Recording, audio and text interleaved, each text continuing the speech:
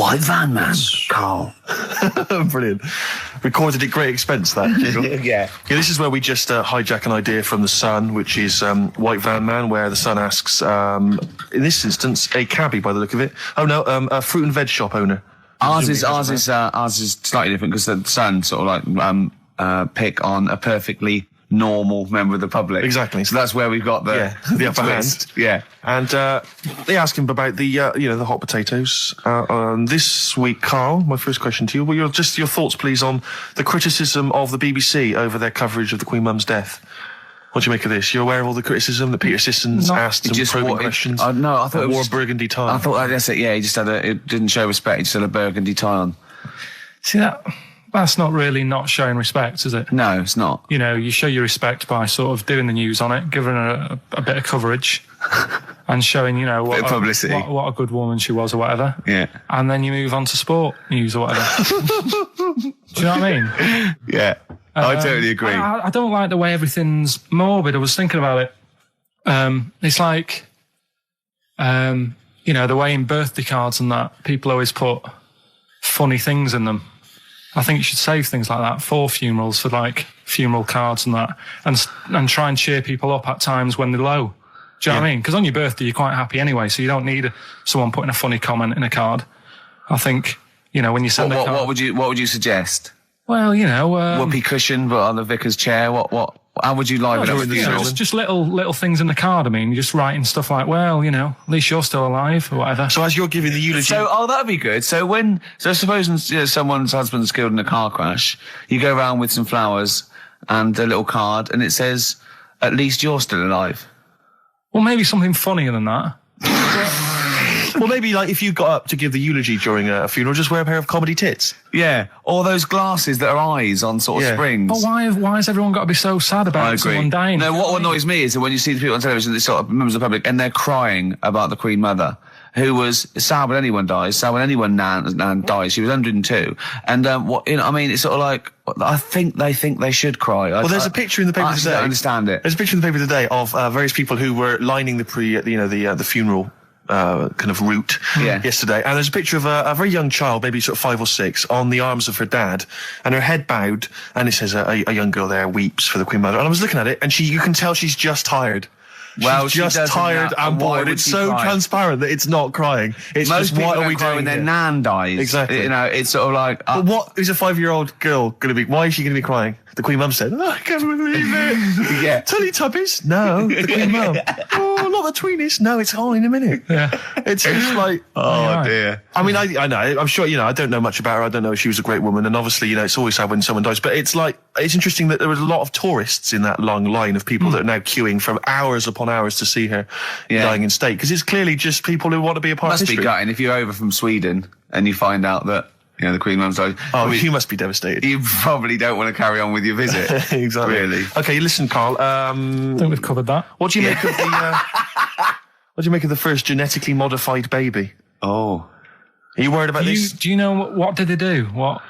Let me see what it says here. Isn't it just choosing the eye colour? Well, this is the concern, isn't it? That in the future you'll be able to decide whether it's a boy or a girl, how intelligent it is, what it looks like, is it handsome, is it ugly? Obviously, no one will choose an ugly baby, and so on and so on and so on. And so it means that where will it lead? Where will it end, Karl? Are you concerned?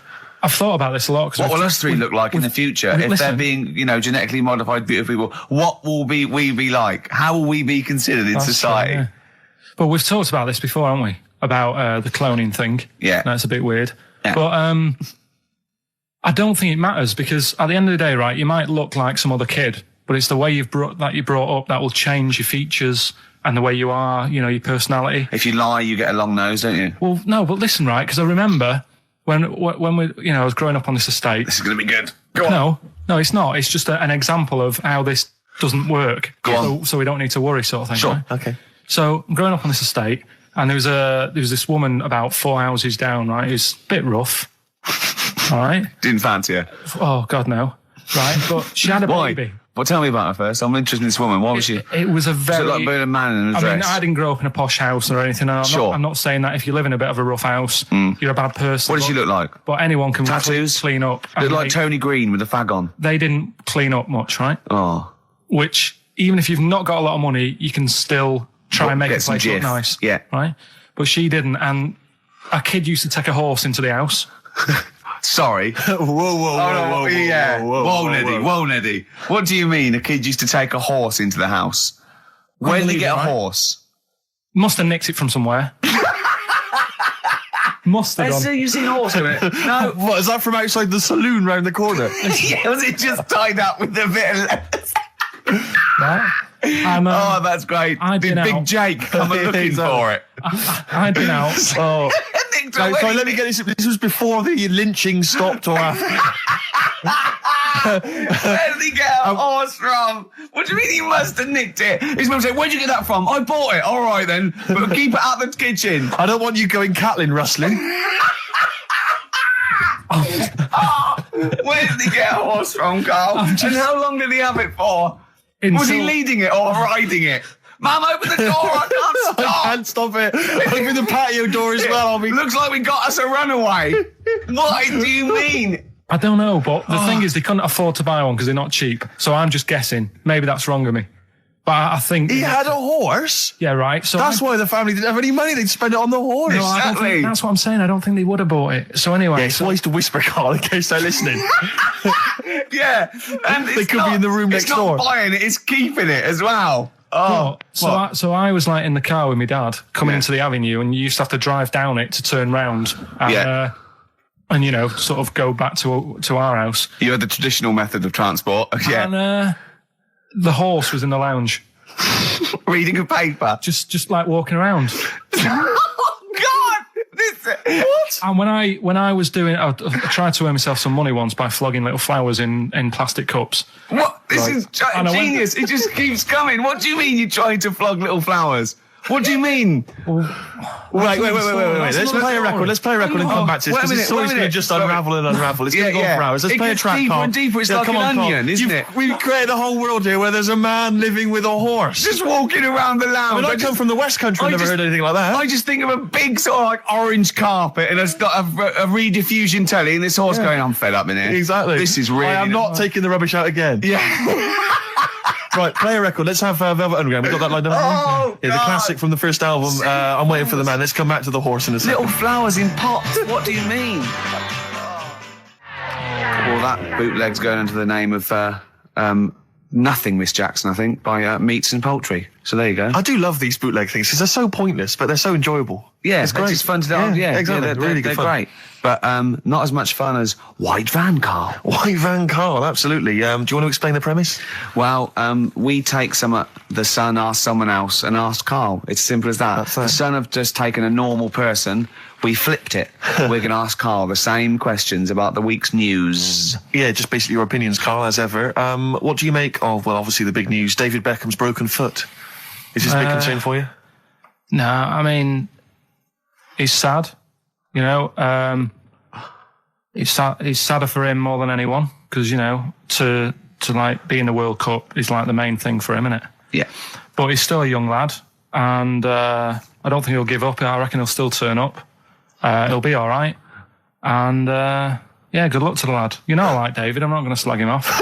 Voice words. Yeah. He says that like he knows him. Like he's popping round for drinks later. Yeah, like we tried to stitch you up. Go on. But obviously yesterday, was it yesterday? I think maybe Thursday. The Sun printed a big picture of David's foot and encouraged everyone to touch it at midday, because hoping that this would somehow, if we all thought and prayed together, somehow that would help his foot heal. Do you believe in that? No. Any belief in that? No, you're going down the old like Yora Geller route, aren't you? Sure. I know it's stupid. Yeah. I'm sure. I mean, it's nice effort and everything. It sort of cheers everyone up. Hold on, you believe in ghosts and warlocks and licking toads? Why is that any more stupid than all those things? It's not going to work, is it?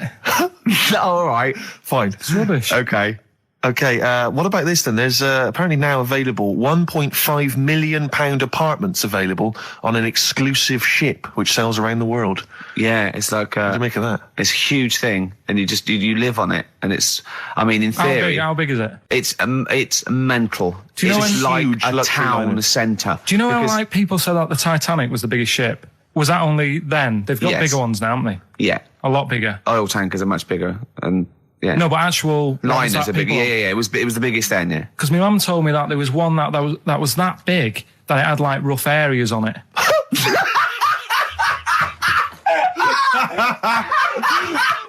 Oh God! Don't go starboard. Oh God! No, but do you know what I mean? Right. It was like we're thinking of moving. We're seeing the captain. We're thinking of moving to a nicer area. Oh yeah. I've heard they're very rough in aft. Oh God! Oh, that's They steal your fantastic. tyres. A ship's so big there was rough areas. Oh, how big is this one that you're talking about? Well, I don't know. It doesn't give me the specifications here, but they're huge. They're huge.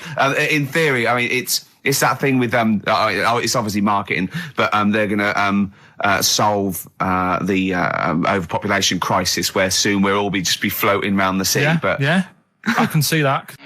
Shining on XFM 104.9. We're doing White Van Karl. Got another one there? Well, it's just your thoughts really on the Queen Mum's very British send-off that she was given this week. Yeah. What do you make of all those people queuing up to see her? Did you think that was incredible? Right. Well, what we said last week, there was I don't quite understand why there was so many people there who were like getting really upset. Do you know what I mean? Really upset, crying and stuff. And you can lose someone who's like related to you, and you don't cry like that. You sort of sit there and you think back to what you did with them and stuff, and then that's it. But the queue thing, wasn't it like miles long and stuff? Yeah. It was, yeah. Right. I was sat watching this with Susan. 12 hours queuing. Yeah. It never got to 12 hours. It did, but that was the estimated time. No, but how long is a queue when they're just like, walking along? Think how far you can sort of like, stagger in 12 hours. Incredible. It was been ridiculous. Yeah. But again, if they want to do that, it's their time and that, isn't it? And Yeah. It was at the weekend, so they could have, it's not as if they got out of work to do it. No. You know what I mean? They used their own time, so good on them. But I thought, right, what they could have done, remember when I studied Che Guevara? Yep. Yeah. Right? And don't be offended by this, it's just an idea, because they did it with Che Guevara. Remember when they cut him up? Yes, Remember? they cut him up, yeah. What was the reason for cutting him up? Well, they cut up Che in order to try and... you told us that they were going to send bits of his body to Fidel Castro and various other people, wasn't that right? As a warning, wasn't it, though, to all the people, like, one to... Yeah, my understanding was that they cut him up in order to so they could bury him in different places, so that there'd be one shrine. There'd be not one place that you could go to in order right. to well, sort of make bit it into like a martyr. A little bit like that. I've like I can vaguely see where this is going. 6 queues, and it's like, number 1, you can, go and pay respect to her head, or whatever. Oh, God. No, but I just was thinking the way of speeding it up. I'm not having a go. I'm not, because they haven't done it, so it doesn't matter. God. But they did it with Che Guevara. Yeah. Everybody would have felt like they've got close to her, and it would have speeded it up. No, I mean, but I can understand. Can I just say that genuinely, Karl is not being disrespectful here. This is his best idea to cut down the queues. So don't phone in. He's not suggesting we should have done this. He genuinely is. But I mean, he's not doing it to be nasty or wacky or he thinks this is a good idea. So Can I just throw a thought at Che you? Guevara, who was like a powerful man who did a lot for the world and what have you. Yeah. And Are you aware that I feel slightly responsible for this, because have you heard of the quote, a little knowledge is a dangerous thing? yeah. Okay. Steve, next one. No, just a very quick question. I can understand those that have queued for 12 hours to see the head. I'd be a little bit annoyed if I got there to find a toe. I'll tell you what, though. I'll tell you what they could do without chopping her up. They could put about 9 queues. Each could see each hip she had. That's true enough. Because she'd had about 9 of them. Yeah. So it'd just be, if you want to see the whole body, it's a 12-hour queue. If you just want to see a couple of the hips. Here's another suggestion for you, I just thought, right? What? Instead of everyone queuing to see her, why not put her on a trolley and wheel her past everyone else? Running. So Yeah, you could have some students on Rag Week. They can combine it, like when they're always pushing a bed. They could just run it along the queue. No, that'd be fantastic. That'd be disrespectful. Right, as opposed to the chopping up. So, Sure. Right. but just an idea. Just I apologise now. Anyone's offended. Anyone offended, I'm sorry. But Yeah. No, okay, we just do White Van Karl then. This is your opinions. You can't be wrong on this, can you? There's no right or wrong answer here. Okay. Right. But so this is where we ask Karl his views on the big news stories of the week. Basically, we've stolen an idea from the Sun newspaper, and So this isn't cruel, this programme, is it? I don't think so. picking on me. It's not, is it? It's weird because a few people have said, "Oh, you're picking on me." It depends how you look at things. Isn't Sure. Yeah. But you do you like it? we could look at it like it's a laugh. So it's not a problem for us. You know, we like you. You know, you're our favourite. Yeah. I'm going to say thing in the world, but I don't mean that, in a derogatory way. No, I'm cool with it. Yeah? Yeah. Right. Okay. So your views, please, on the fact that attitudes are changing to the possible marriage of Charles and Camilla. Oh, what do you think of that? The roars at the moment, because the recent tragedies are apparently high in the polls, and people are coming around to the idea of Charles and Camilla getting hitched. What's your thought?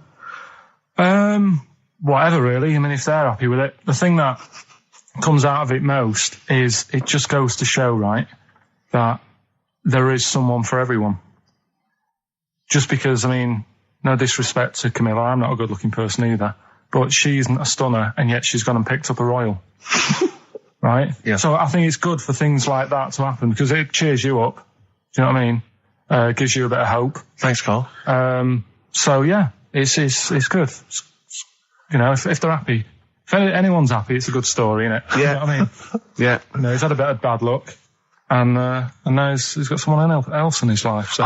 While he's doing this, I'm just doing a list of questions to ask him what he thinks of things in the world. Okay. Is that all right? Yeah, no problem. No problem. Okay, what about this then? Are you disappointed by the nation that a third of us are apparently unaware of St. George's Day? 23rd. Is St. George's Day the one with the snakes that we've talked about? No, that's... Are you one of that third, do you think? St. George is the patron saint of England who killed the dragon. Yeah, I mean, there's too many of these days, isn't there? That's the problem. If you make it a bit more special, like Christmas, so you buy presents and that for each other, then people will remember it. But there's so many of these days with Easter and Pancake Tuesday and all that. So it's not surprising. I think as time goes on, we'll find that a lot of these days will just disappear because, people are busy. There'll be new ones, won't there? Right. I thought you were going to say something. Really? Sorry. 3 hours. Yeah. I mean, I suppose for you two, at least, you were going to get something. Sure. Yeah. But with me, it's like, I mean, I've never graduated or anything, so... Have you not? I'm trying to think of a situation. Basically, I sat there for 3 hours knowing that I'm not going to get anything out of the night. Yeah. Right? Now... Sorry, when we invited you and you said yes, did you think you were up for an award? No. I thought we were going to be sat round tables, having a nice bit of food, whilst people are going up there winning awards. Yeah. But 3 hours of the same thing over and over again. I mean, if a film's 3 hours in the cinema, you go, well, it's long, but, I wonder how it's going to end. Yeah. But this was just like the same thing over and over again. Some guy going up, thanks a lot, cheers for the bit of brass. And then going down, sitting down, the same thing over and over again. Honestly, right, I'd say it was one of the worst things I've ever had to do. I enjoyed the night afterwards when we did have a bit of lamb and a nice bit of veg and that. That was all right, and I went home and I was happy, and I got the little freebie bag that you're talking about that we're giving away. Yeah. Which wasn't much good stuff in it. Oh, all right. Right. No, what would you have done on that Saturday night? Suzanne what would you have done or the Sunday night rather, what would you have done had you been at home? I would have stayed in with Suzanne, right, watching telly, having a nice bit of pate on toast or something, cup of tea, watching 24. But instead, I had to buy an expensive suit, so I didn't show you up. Right? Jesus, what I did. Yeah. How much did you spend on your suit? Well, in total, right, because, the shoes and the suit and the shirt and the tie, it was about 600 quid. That's the most expensive evening ever.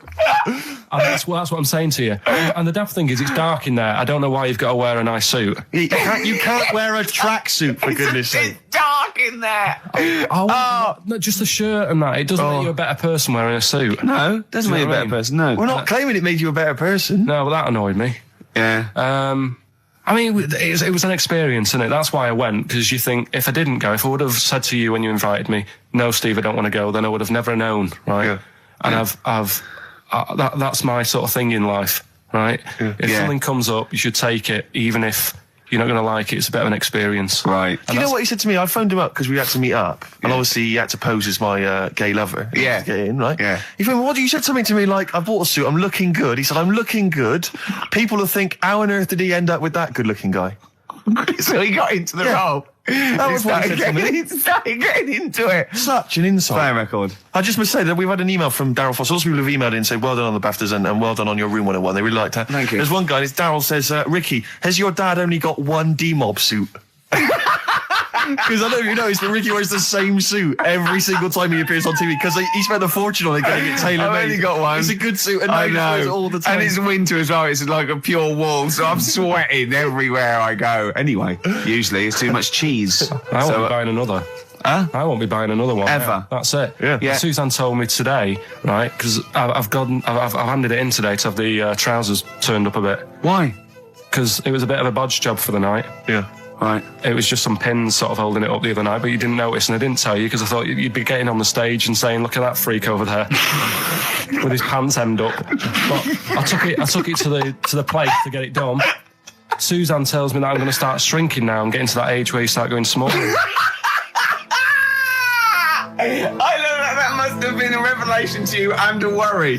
Like, how small do you get? How small do you get? Oh, Right, what are we playing now? I thought we'd have a bit of Marley music. Marley music. Oh, Okay, go on. If These Old Walls Could Speak by Jimmy Webb. Might play another track off that later if we've got time. What, today? Yeah, well, maybe next week. We've got lots to pack in. We've got things like New Order, Cure. Oh, I'm just hoping that all those kind of new metal fans, Rick, can just calm down for a second, you know, Yeah. and just enjoy that for what it was. yeah. I hope their snobbery is not going to prevent them from enjoying I it. hope they can just leave it alone for 2 hours for our show. Because Exactly. we try and, try and pack lots of Well, whilst stuff you're in. talking about new metal, can I just say Ian Camfield is here tonight. He's What? moving from Fridays. Right, what the hell does he think he's doing? He's just offering up information now. No, it's just that you were talking about the new metalers, and now seems like a good time to Carl, say- listen, you're here for our amusement. Yeah. You don't sort of come in any time you want. When we decide it's time to sort of have some fun at your expense, then we'll let you know, but Yeah. otherwise... We're not here to help other DJs or even this station. We don't give a about this. See, this is what my girlfriend said. What's that? We should listen to her. She knows what she's talking about, clearly. Now put your microphone down, She said they just wheel you out when they need you. switch your microphone off, Carl, and let us finish what we were saying. Right, just What were we saying, Rick?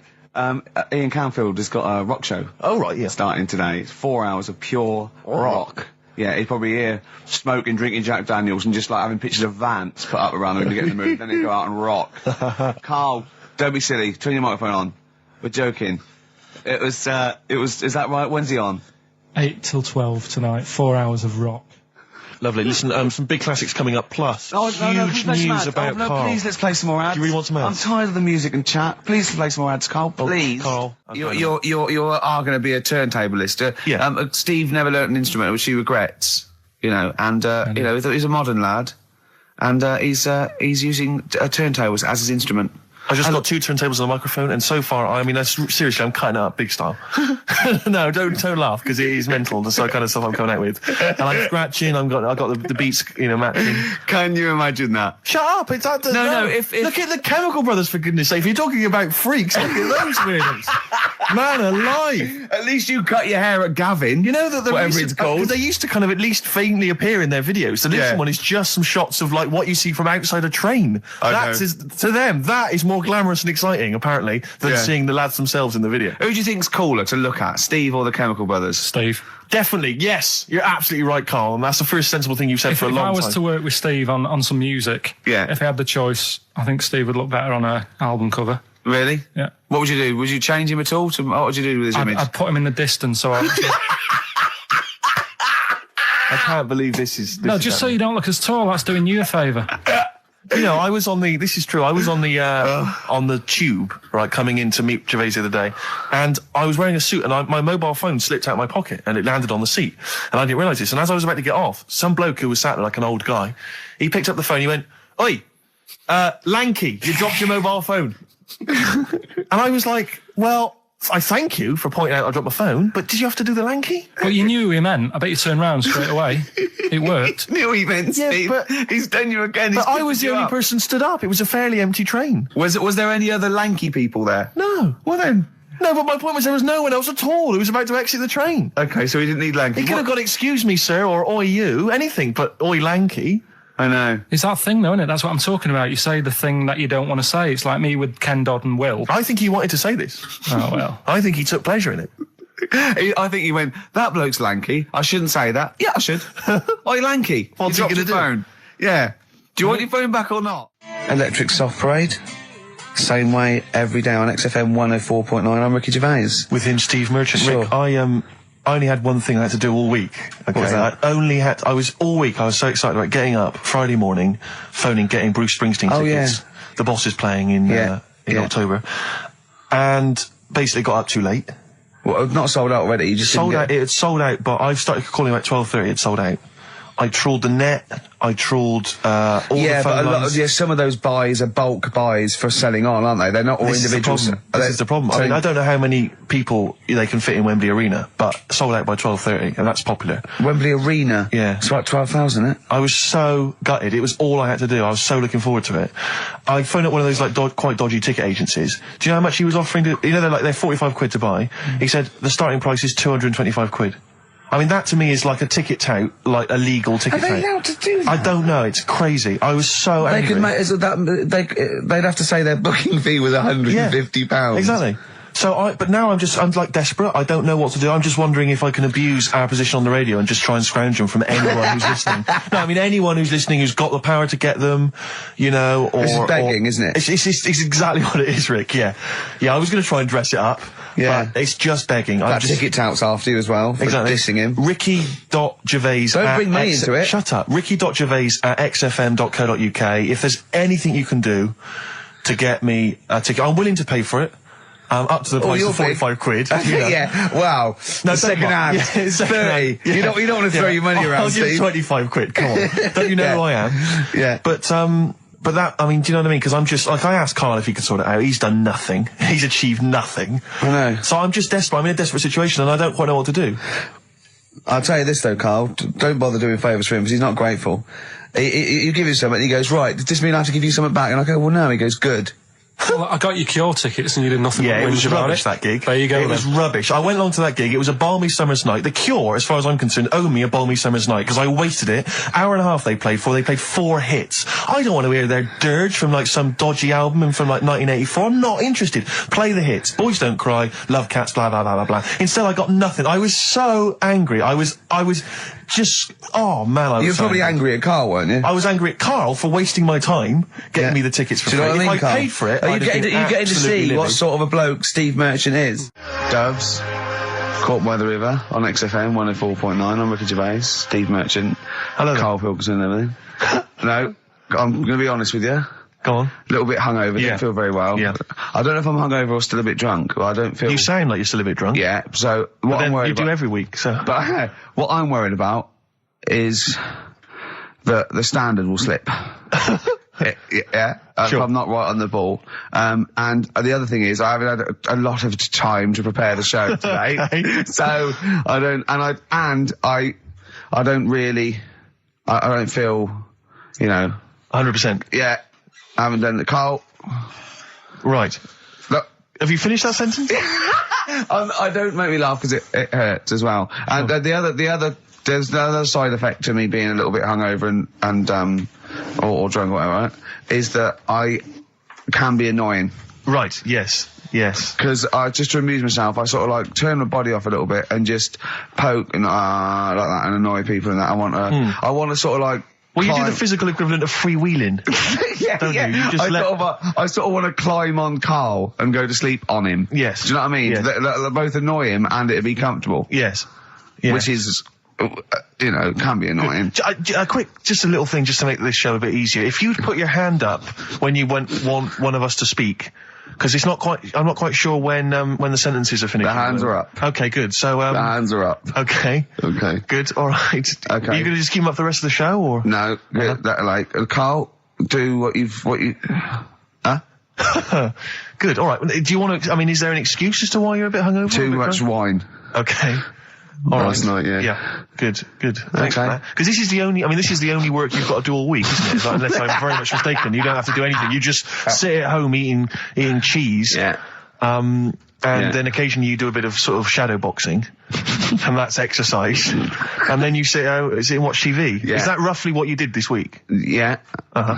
So this is the only 2 hours you had to do anything for all week. This is, you had to prepare for this. Yeah, but who can plan a hangover? Right. You know, you'd think, Carl, you said you had some stuff. Yeah. What have we got? I love the fact that, whereas I was a little bit slow, Karl there leapt into action to keep this show afloat, keep the pace up. Go on. Right, well, Karl, are you hungover as well, or? I'm just a bit annoyed because I'm with you. Do you know what I mean? He hasn't got much to do all week. You're having a laugh. What? What angers me is I kind of hope that maybe I could have quite a long career in radio, and I sort of feel like I don't know, the word sinking ship. Those words spring to mind. But because it feels like, I mean, Karl, you're just a chancer anyway. You weren't even supposed to be on air, and we've made you into something of a household name, and that's cool. Household name. And Ricky's already a celebrity. He's got it stitched up. He's got corporates. He's got voiceover work. But I've got nothing. I'm running on empty. I'm not nothing. I've got nothing. I'm sort of dependent a bit on this. Yeah. Financially. And go on then. What and you two are sort of bringing it down, really.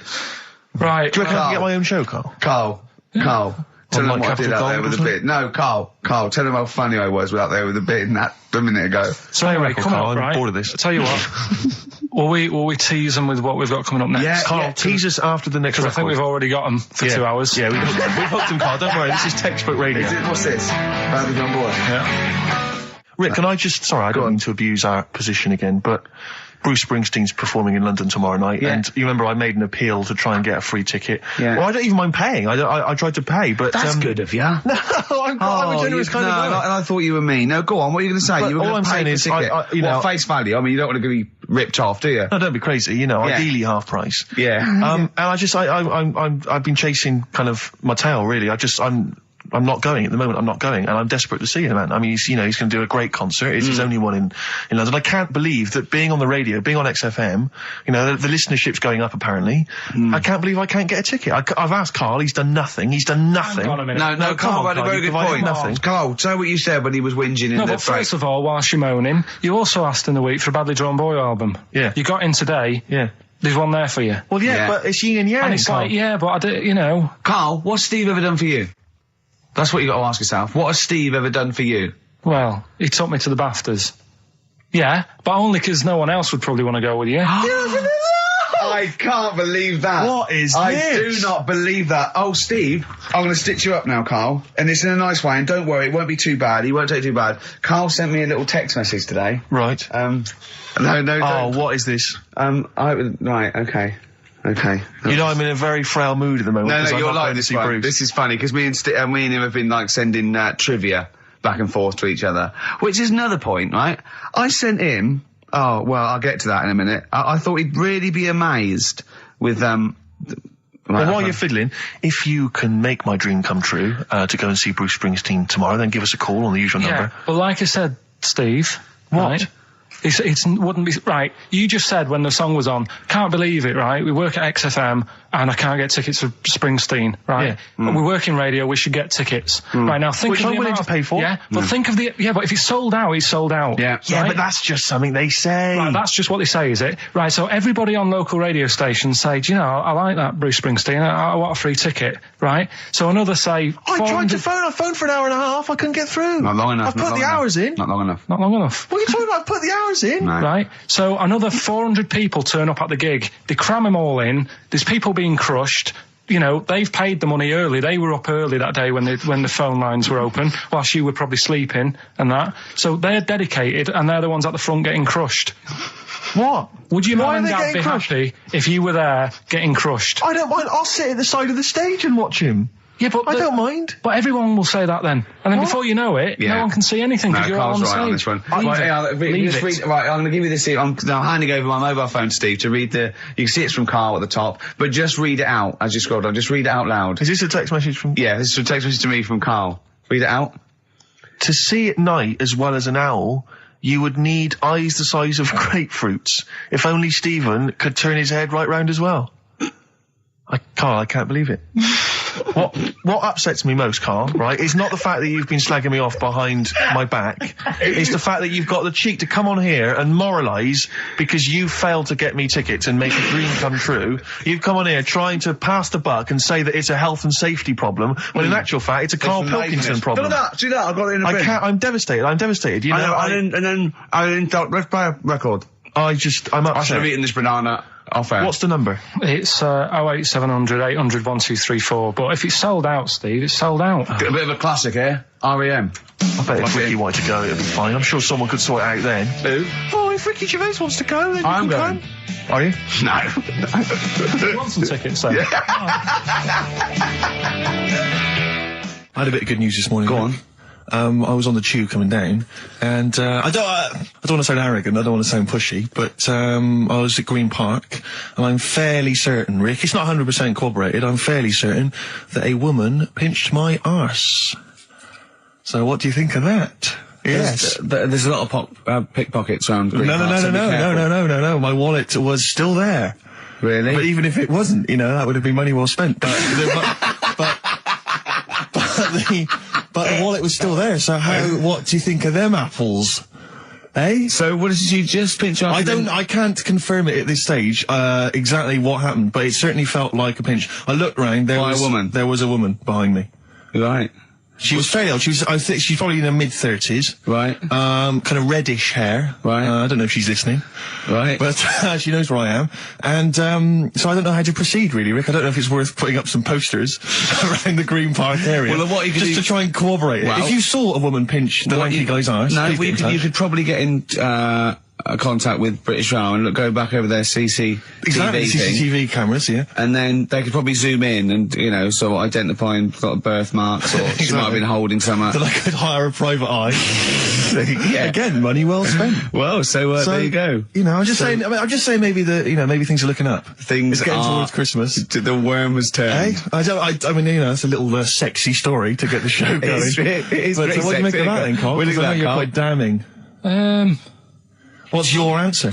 Well, I mean, you're quite a tall fella. Sure. So she must have really wanted to sort of reach up and have a pinch. Mm.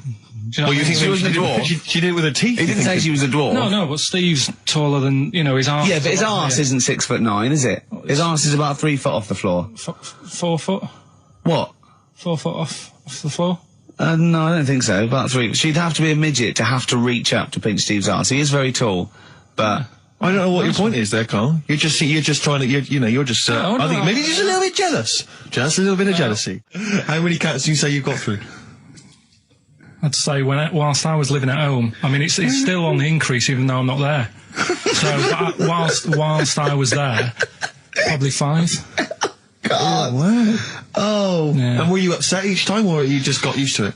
It's one of them things, isn't it? Like I've said before, when you first see something, it's a bit of a shock. Do you know what I mean? It's like the Elephant Man or whatever. Yeah. First time you see him, it's that sort of, oh, look at that. Yeah. Do you remember the first time you saw Steve?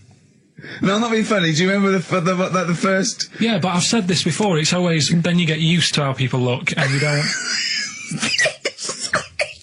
No. I'm gonna burst. You have to play a record. No, but... Because I see Steve's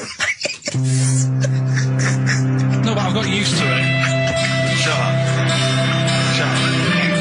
up. But if you want, I'll pay for you to take history again. Karl, we'd love to see you get a C or above. And Well, we're I'll willing pay to... for you, and I'll get you some books. Right, now listen.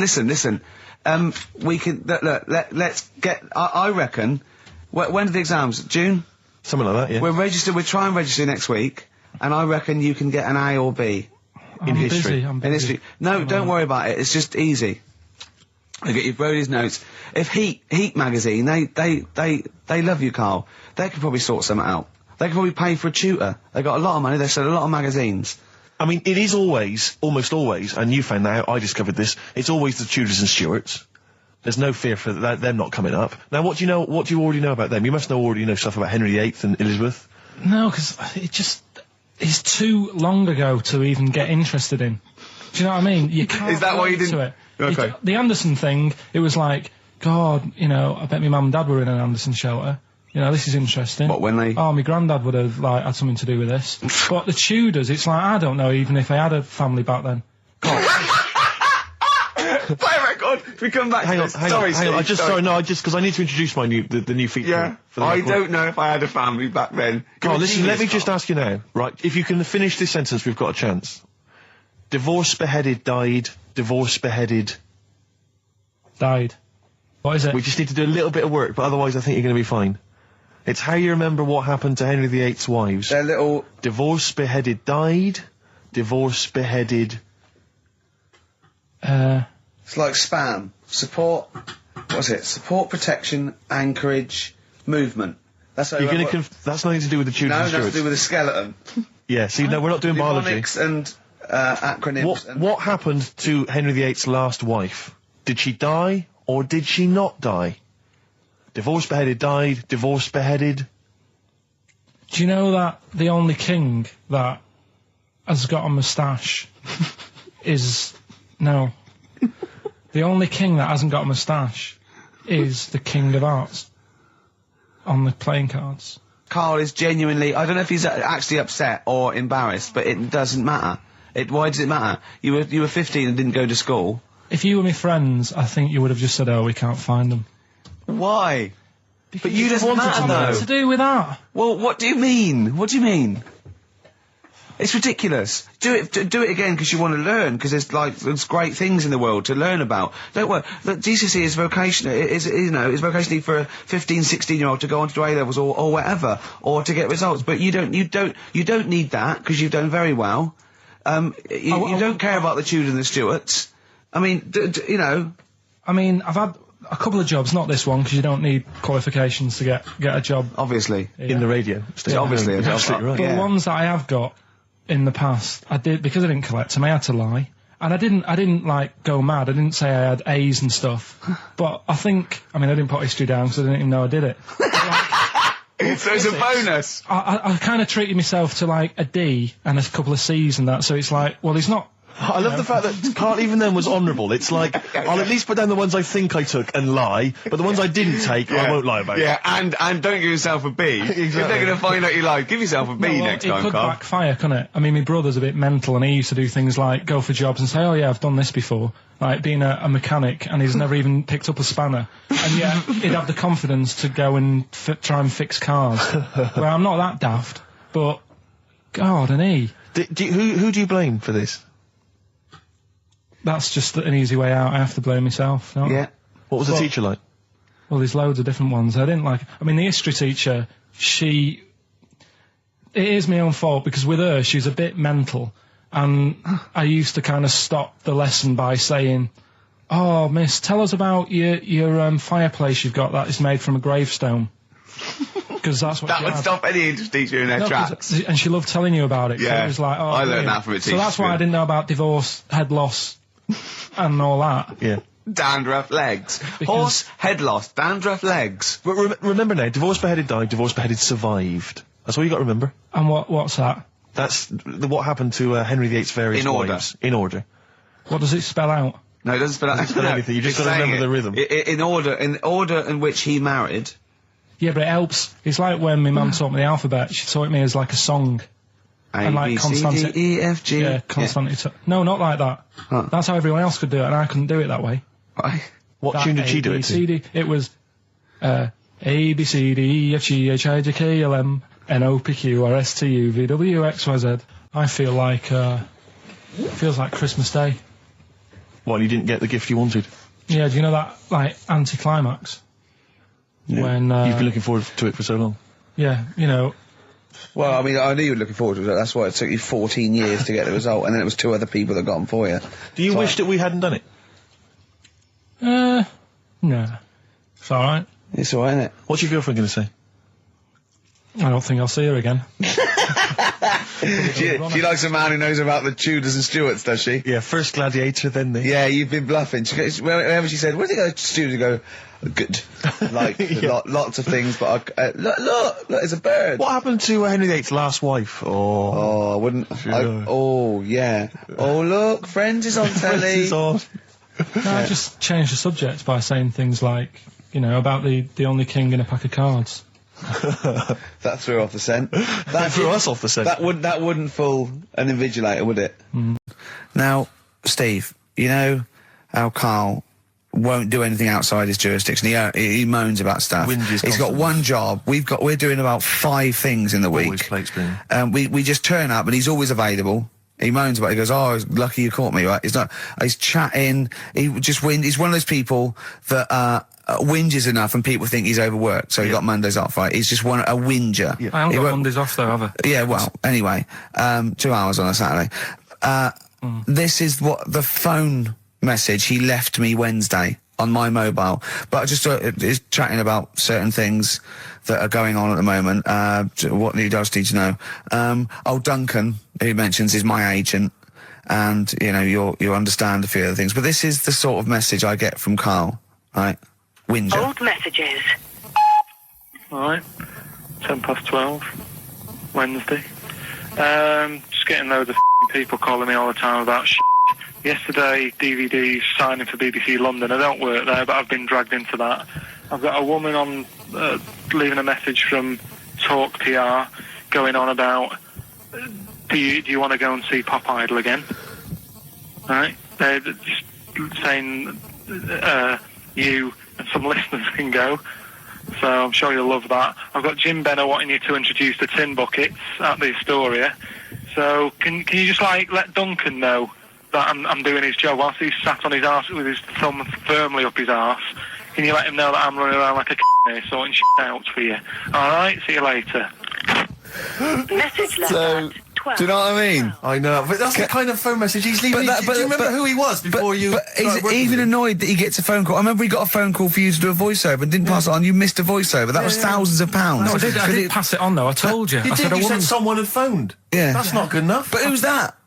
Well, she didn't say, and I didn't ask. But Of it's course not my she job to do said. it. She didn't say. Rubbish. So you didn't take the number down? Just when she went, oh, can you tell Steve to call me? And you went, yeah. Yeah, well, I just thought you'd know her already. I should have known. It was a woman, so I should have known. He's having a go, you see?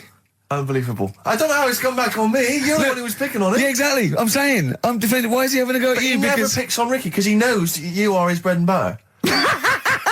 Seriously, do you know what I mean? The only reason he's got Mondays off is because you're still doing this show. Yeah. That's why he's scared of you. That's why he has a go at you on the phone, but he always picks on me because he knows, I'm a pushover, I'm a nice guy. He's scared of you. I don't know how it works. Is that true? Steve, I'm always sorting you out. I look after you. Sort you out with tickets. I sort you out but I lager got out. you today. Why are you picking on me? What do you mean you're sorting about tickets and lager? What's this? Right, whenever you want tickets. Yeah, sorry, I don't want to use this as moaning time and that because I don't like to moan. I'm busy and that, right? I've sorted you out tickets for gigs. Yeah. Right? What somebody doesn't even turn up to. Yeah, we won't even go on about that. Yeah. Right? Lager. He was sorting about the Cure. He complained it was boring. Yeah. There was that big drum of lager that you had, and you said, put that in your room for me. Yeah. Because I don't want to carry it home. Right? Lazy. So I said, all right, then I'll put it in my room. It goes missing, it gets nicked. Then you have a go at me because it got nicked. Yeah. I get you another one. You make me carry it around town for you for half an hour. Then you say, I can't be bothered taking it home. Can you take it back to work for me? Yeah. But interestingly, this is like a year ago, so it's obviously it's still pressing on you. Oh, hang on. And I forgot the one when we had an argument over 50p. When we went out for a coffee. You didn't want to give me 50p back that you owed me. That was the same day you'd given him about 40 quid's worth of lager. But see, this is my problem. This was my point at the time. It's not the 50p in terms of money is not what's important. The fact that you think you don't have to give me money back because it's only 50p, that was the point at stake. It's me who makes a decision. Oh, don't worry about the 50p, not you. It's only 50p. I'm not going to give it to you. Do you know what I mean? There's got to be rules, otherwise it's chaos, Karl. Come on, mate. All right? I don't want to fall out about it. No, it's not all right. Shall we kiss and make up? I sometimes get off at the Tube at Tottenham Court Road if I want to look at the record shops before I come into XFM, and I always cut through Chinatown. Oh yeah. And every time I come through Chinatown, the same thought always strikes me. I always feel like I want to just gather all the little locals, all the little Chinese fellas, just gather them round and just go, guys, in what way is this a town? It's not, is This is not, at best, what you've got here is a novelty street. Yeah, Gerrard Street is not a town, No, mate. it's not a town. You've had this just for like because you put a 100 little years. It's not pagoda? expanding. Yeah. You can't just call it Chinatown and claim it's a town. If I was them though and you do that, I go, what are you talking about? It is a town. It is a town. It's What- our what town. way? It is a town. It's our town. We got all lots of stuff. Where's your church? Where's your mayor? We got a betting shop. Not enough. It is. See, all you've got here is restaurants. No. That does not a town make. No. Got a little supermarket with snacks. What does it sell? Snacks. Specifically, I would imagine crackers. Yeah. Do you want to buy a dragon? Do you want to buy an ornamental dragon? If I wanted to buy one, this is where I would. Do you want to buy a gold dragon? Is it made of gold? No, it's made of plastic, Plastic. but it's sprayed gold. Do you want to buy that? It's not a town. It is a It's town. not a town. Yeah. And it annoys me because when I first came to London, I genuinely thought Chinatown was going to be this amazing, what they've got there is You'd hear a gong and every time you went in there, and there'd be rickshaws and people walking on those little sort of wooden shoes. You know those ones? They're brilliant. They are just clomping around in them, but nothing. It's nothing. It's just. Yeah, exactly. Yeah. It just reminds me of, have you ever been to any of those sort of museums? You tend to have them up north where they've got you sort of sit in a little cart and it sort of rides you through kind of, I don't know, it might be, Newcastle, the Victorian era. Yeah. Could I have half a pound of those sweets, please? Exactly. Of course you can. If there was some animatronic then, it would just be an exhibit. Yeah. Their concession to be 100 years ago is that there's some scales in the shop and there's a horse outside. Yeah. That's it. That's it, exactly. Yeah. The traditional sounds and smells of old England. And the voice of going, of course, there was no television. Exactly. Amazing. Yeah. Amazing. Brilliant. Yeah. Welcome to Chinatown. Ding, ding, ding, ding, ding, ding. So it's not, it's a good point. Is that a piece of traditional music? Ding, ding, ding, ding, ding. Yeah. Is that some traditional Chinese music, or is that music that someone in this country wrote, thinking it sounded like Chinese music? I think it was the Vapors, wasn't it? Oh, is that what it is? That? Because it sounds like that's the music, isn't it? But are you sure they didn't take that from some other source? It's that pentatonic scale, isn't it? What is it called? It's the black notes on the piano. Right, that's the one I can play along with EastEnders. Yeah. Do you know what I don't get with it? Go on. Chinatown. Yeah, Chinatown, because I always walk through it on the way to work. A couple of things annoy me. First of all, I think it's bad business, just because if you've got a Chinese restaurant, put it somewhere where there isn't any others. It's a good point. Yeah, but it's also a community. They're not just a theme park for other people. I remember going out one night with Suzanne and some friends, and you got there and there's so much choice. It's that dilemma of, forget it. Well, not really. Specifically, do you fancy Chinese? Well, no, but why do you go to the one with the dead ducks hanging in the window? That's my favourite. That's the other thing as well. It's like, normally you put your good stuff in the window. If that's what's in the window, yeah. Right? Yeah. And the other thing that annoys me, walking through it today, there's always lard on the floor. What, in the street? In the street. It is, honestly. I'm scared I'm going to slip over. It's because all the restaurants and that. But why is it? That's another point. Well, it's not oozing out of the restaurants. No, but why is it? There's a fella who was in a coma for 20 years.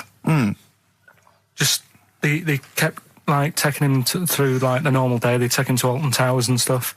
Doesn't know anything about it. Just kept going through the motions. Don't know if they kept charging him. Kept putting him through all that. He eventually came out of it. 20 years. And went, stop taking me to Alton Towers, it's shit. I just thought, imagine how much post he had. Eh? How much post?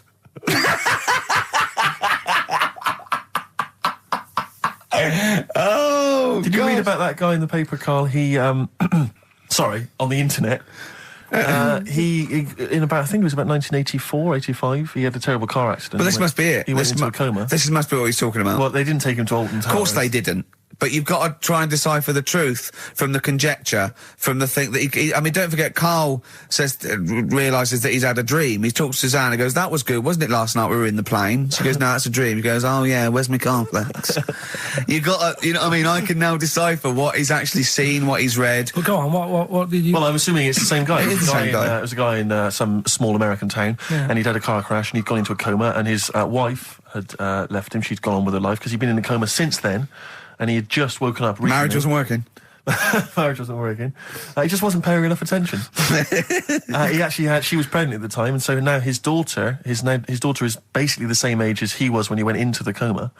And he's just started coming around. He's just started making jokes. They said, how do you feel? He said horny, which I thought was quite witty for a man who'd been in a coma for however many years. But anyway, so he's slowly trying to rebuild what life he can. What do you make of that, though? Because the thing is that he's missed. Imagine what he's missed, Karl. Imagine the music that he's missed. The Live TV Aid. programs. Missed Live Aid.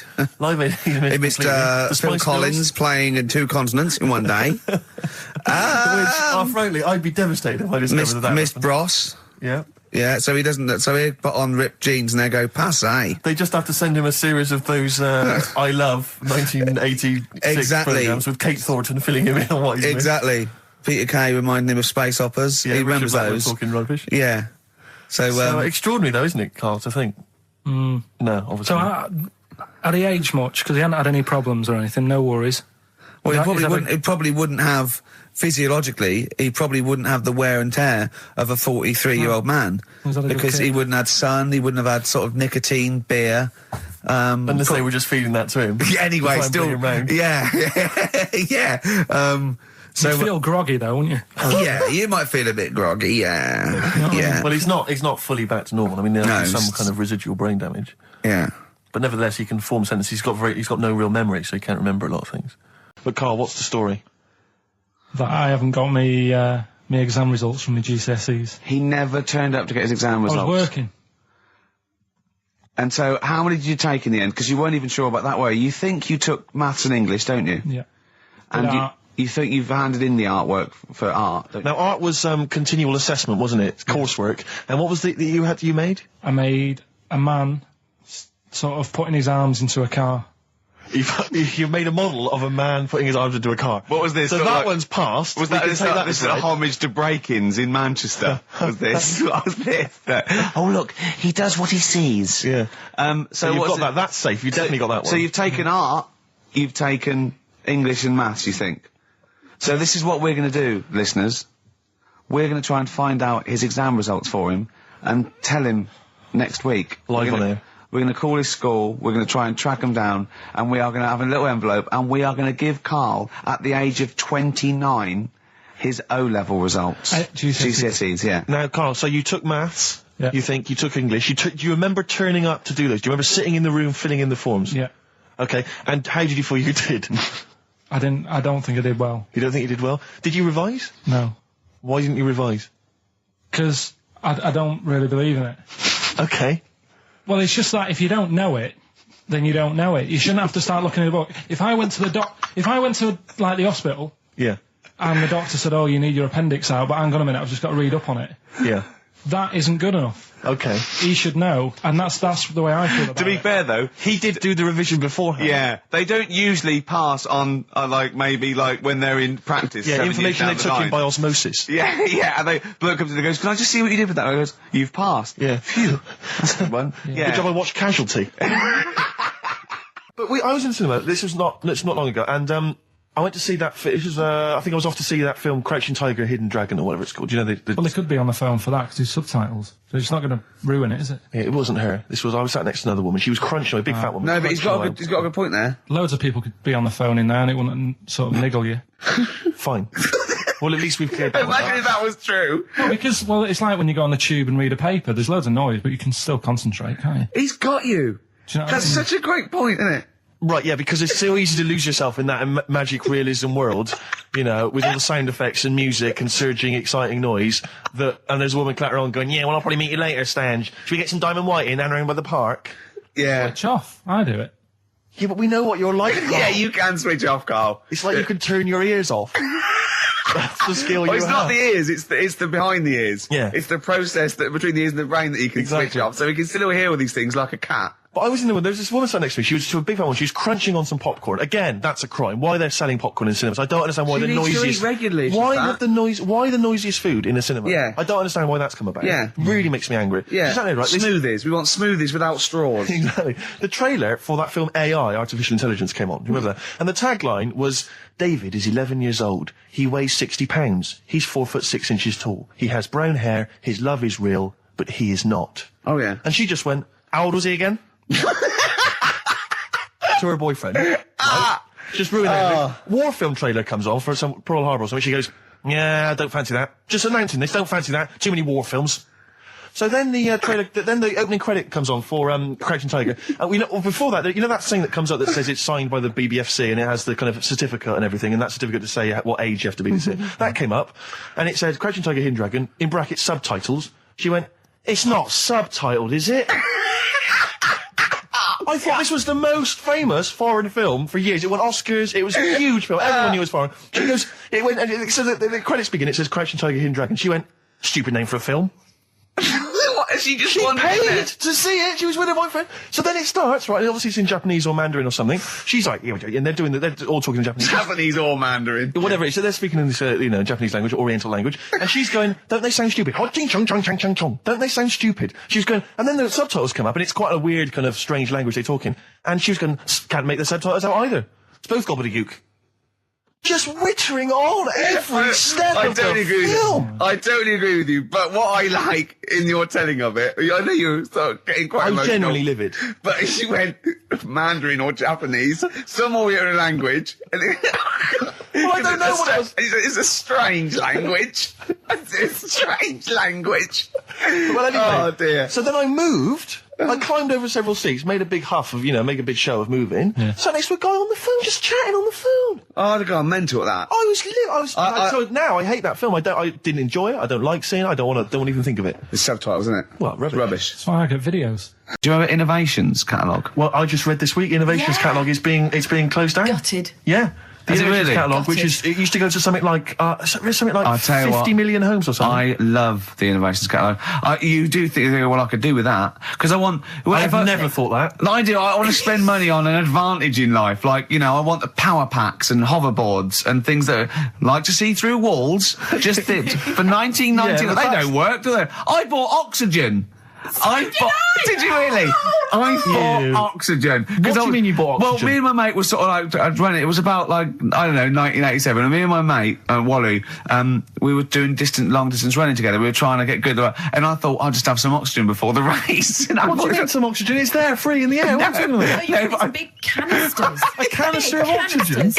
It didn't work. It just smelled like you were sniffing mints. I couldn't get any in. What was it supposed to do? Well, oxygenate the blood so you can. Right. But yeah, I don't know why. How much was it? I don't know. I can't remember. But Mine was 1999. It was a big canister. It was rubbish. Why did you buy it?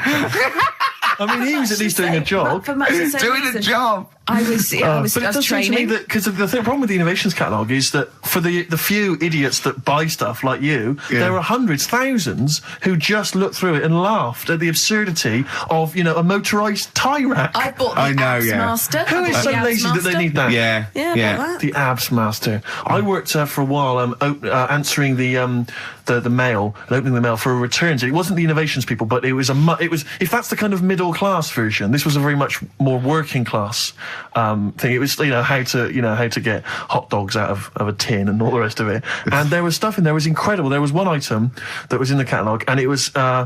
I know, like me, you've probably thought to yourself, I just haven't got time to boil the kettle and fill up my hot water bottle. Oh, I know. You thought that takes upwards of a minute and a half to do. What I need is some kind of state-of-the-art kind of plastic container with some kind of blue gel inside, which I put in the microwave, and that heats up, right? So that was what this device was. You put it in the microwave, you buzz it in there for like 30 seconds, saving yourself, a minute of preparation time. And we used to get them sent back. I swear to God, they would send that. They'd be split. Yeah, they Old exploded, women saying, I'd heated something in the microwave. I went to sleep. It split asunder, and the blue gel scorched my legs. I've got 3rd-degree burns. And do you know Old woman with a scolding. Call claims direct. But do you know what we used to do? I used to say, do they not sue over this stuff? And they told me. They said they never sue. They're not. They're old ladies. They don't realise they can sue. What we normally do is send them a replacement. So I'd have to send replacements back to these old women who had scalded their legs. We didn't even send them the money back. We just sent them a replacement. I mean, unbelievable. Unbelievable. Sometimes I always felt And a like... new pair of tights, at least. At least. And sheets, bed sheets, yeah. Oh, dear. Imagine that, though. I did have an Abs Master. One of those things that, you try it on. Jane bought it for me for a birthday once. And, The electronic thing, you put it on, that right? hurts, doesn't it? Yeah, well, I turned it full up, right? And at one point... Now, what's this? Sorry, I don't understand what this is. You try it... Put it round you, it sticks to your body, and it's an electrical charge, and it's like doing sit-ups. Every time it does it, it's like you're doing a sit-up, but without you sitting up, right? And at one point, I had it on, I'd done it for a few weeks, and at one point, I was laying on the couch in my pants with this on, watching telly, drinking a bottle of wine and eating cheese. She said, I don't think it works like that. I thought, if this works, it's the greatest invention of all time. So it's like you can eat, and it's it's kind of working it off for you as you're eating. I know, yeah. Oh, dear. Oh, if only. That'd be great. I did see one thing in one of those little magazines once, and this is hilarious, right? What it was, it's a bloke in a wheelchair, right? And then there's another one of him, and it's raining, so he's got a cagoule on that covers him and his wheelchair. Oh, no. And just his little face. So it looks like somebody you'd covered a motorbike in, and it's just his little face. I thought that was great. Oh, dear. Oh, Innovations is finished. That It's is over. great. It's all over. Should we have a record? over. It'd be lovely. A toast to the innovations. A Karl. toast to You innovations. have provided nothing of much use for 15 years. Happy Easter. Happy egg. Maybe we just remember it wrongly. But anyway, that's XFM for you. 104.9. I'm Ricky Gervais with me, Steve Merchant. Karl Pilkington. Karl, you went to Lanzarote. Yeah. People said don't go to Lanzarote. They told you it was Lanzarote. They told you, were they right or They wrong? were right, yeah. Really? Yeah, it's a bit ropey, yeah. Is it why? Just, out there. If it wasn't for the volcano they had, it'd been knackered. That's their big draw, is it? That's it, basically. That's all they've got going for them. When you landed, was it really hot? Were you quite excited? You were thinking this is It was okay? warm. It's, we can't complain about the weather. The weather was all right. Sure. You know what I mean? That's what I went for, but it'd be nice if there just was something else. Yeah. What did you do all day then? Did you read your ritual book? No, I didn't read that. I read that book. Do you know the book that I bought and all the chapters were messed up? Oh, yeah. I bought a better version of that. All right. And I read that. Excellent. And then, Did it make more sense in order? yeah, a lot easier to follow. Yeah. And then we went and had a look at the volcanoes and that. They've got 36 of them to look at. How many did you look at before you realised that pretty much, you've seen one volcano, you've seen them all? Probably about 6 or 7. Really? Yeah. And then when you got to the 8th, you thought, now I know what this is going to be, Suzanne. This is going to be like a mountain with a hole in the top. Yeah.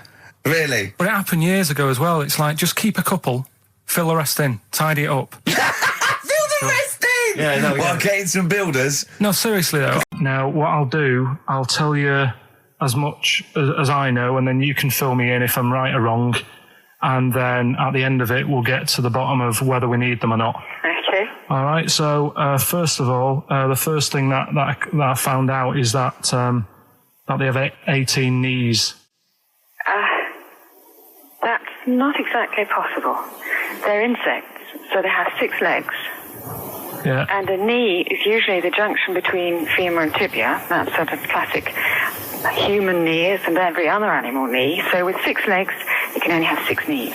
Could somebody sort of got mistaken for seeing one that was a bit double jointed?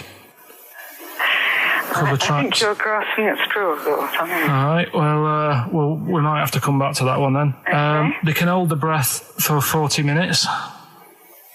Well, they don't do that because they don't breathe in the same way as us. They breathe through little spiracles, holes down the side of the body. So, no, they're not a very apt simile because the method of breathing is so different. What do you mean? Because insects have a totally different system. They don't have lungs in the way that we do and just breathing through one part of the body. They're actually breathing through every segment of the body all of the time. So even though they've got their mouth shut, they might be able to slide. Nothing to do with breathing. So Only just feeding. So you see, maybe that's where someone's gone wrong. Someone's got hold of one and sort of taped its mouth up or something and got bored after 40 minutes and said, well, we'll call it right. That's a unkind thing to do to an insect, even to a cockroach. Yeah, but it's all... Can't do that. Yeah, but... No. Pretty unkind thing to do to anything, even a cockroach. Something else I found out. Yeah. They can live for a week without an head. Well, that's true if they don't bleed to death in the process. But the weird thing is, when I told you that they had 18 knees, you seemed a bit sort of like, don't talk ridiculous. But then we're talking about an animal that can live without an head. So there's a little bit of truth in that one, yeah? Yes. Why, when it was invented, has it got that facility?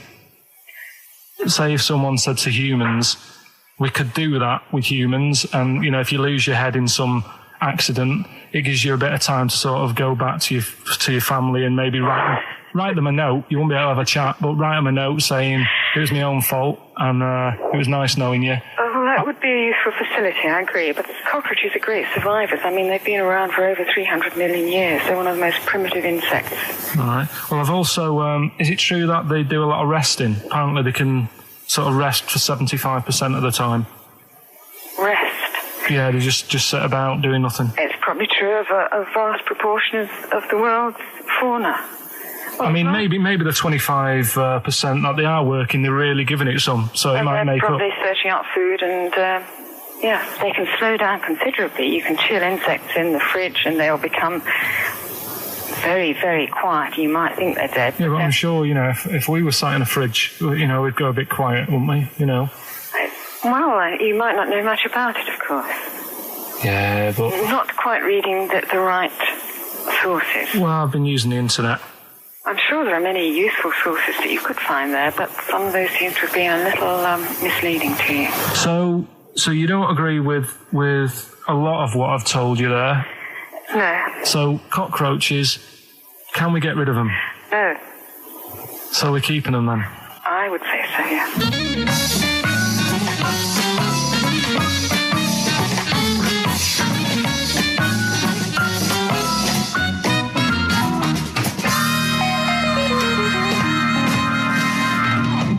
I think we should get her on more often because she sounds like she'd be a bit of an ally, really.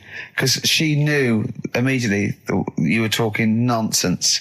She even said, I think you should be more concerned about your sources, which I've been trying to tell you for a year. Right? The fact, I mean 18 knees, where did you get that from? It was on the internet. They can hold their breath for 40 minutes. I mean, I don't know what you read and take on. Mad world, don't it?